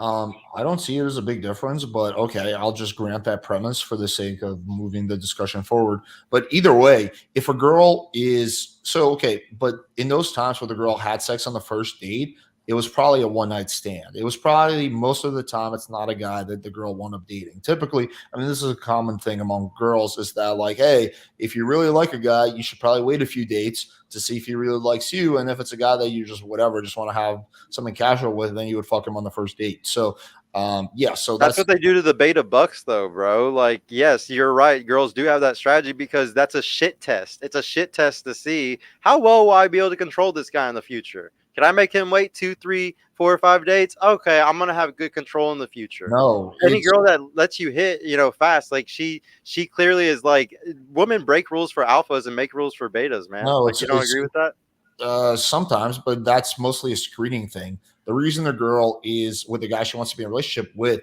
is gonna make him wait 2 or 3 dates is because she wants to make sure he wants to be in a relationship with her and isn't just trying to sweet talk her so he can sleep with her. That's typically the reason for that. It's like, hey, I see myself dating this guy, so therefore I'm gonna screen him by like by not having sex with him on the first night. Also, a lot of girls believe that that will make a guy respect her more and more attracted to her, blah blah blah. So it's typically for those two reasons.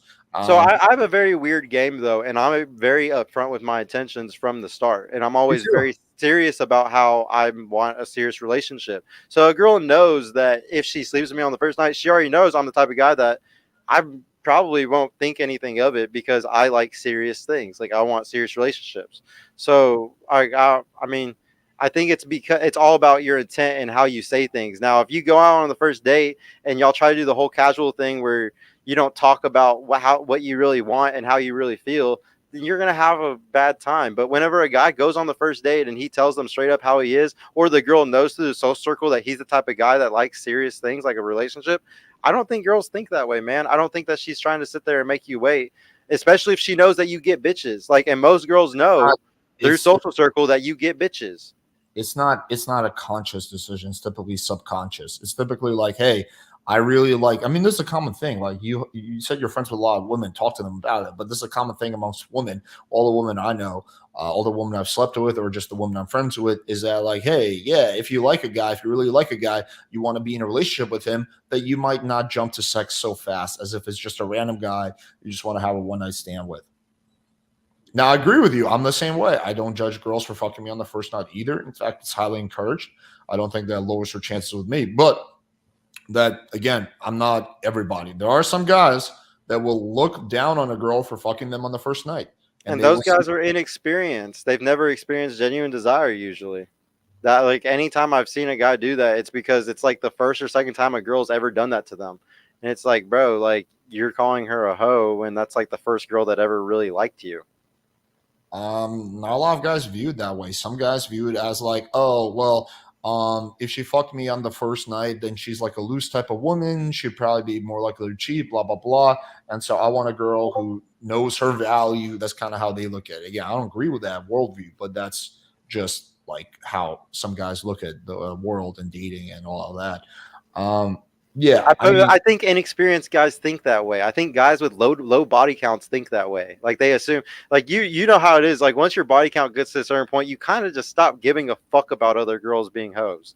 Like it's something that's very like you're such a fucking out hoeing her that you don't really think about no, I know multiple guys. Like, for example, as much as I dislike Myron, I think it's pretty clear he has a high body count. Yeah, And like he's that weirdo that fucking says it, but I don't know. Like I don't like, know a lot of people who are actually have high body counts and then still want a virgin. Like I think that's no, kinda it's not. weird. It's not about wanting a virgin. I think most of them don't want a virgin. It's just that they will judge a girl for fucking them on the first night. I think that just a lot of guys are like that. You and I are not like that, but doesn't mean a lot of guys are not like that. But yeah, I mean, I think we're kind of clear. We kind of went through a lot of shit. I don't know. Is there anything you want to discuss before we wrap up?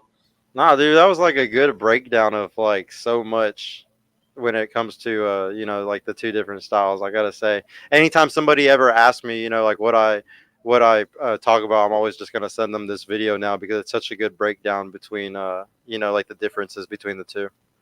Yeah, I mean, I really think you should probably like learn more about the pickup community because you'll find it's not as odds with what you believe nearly as much as you think.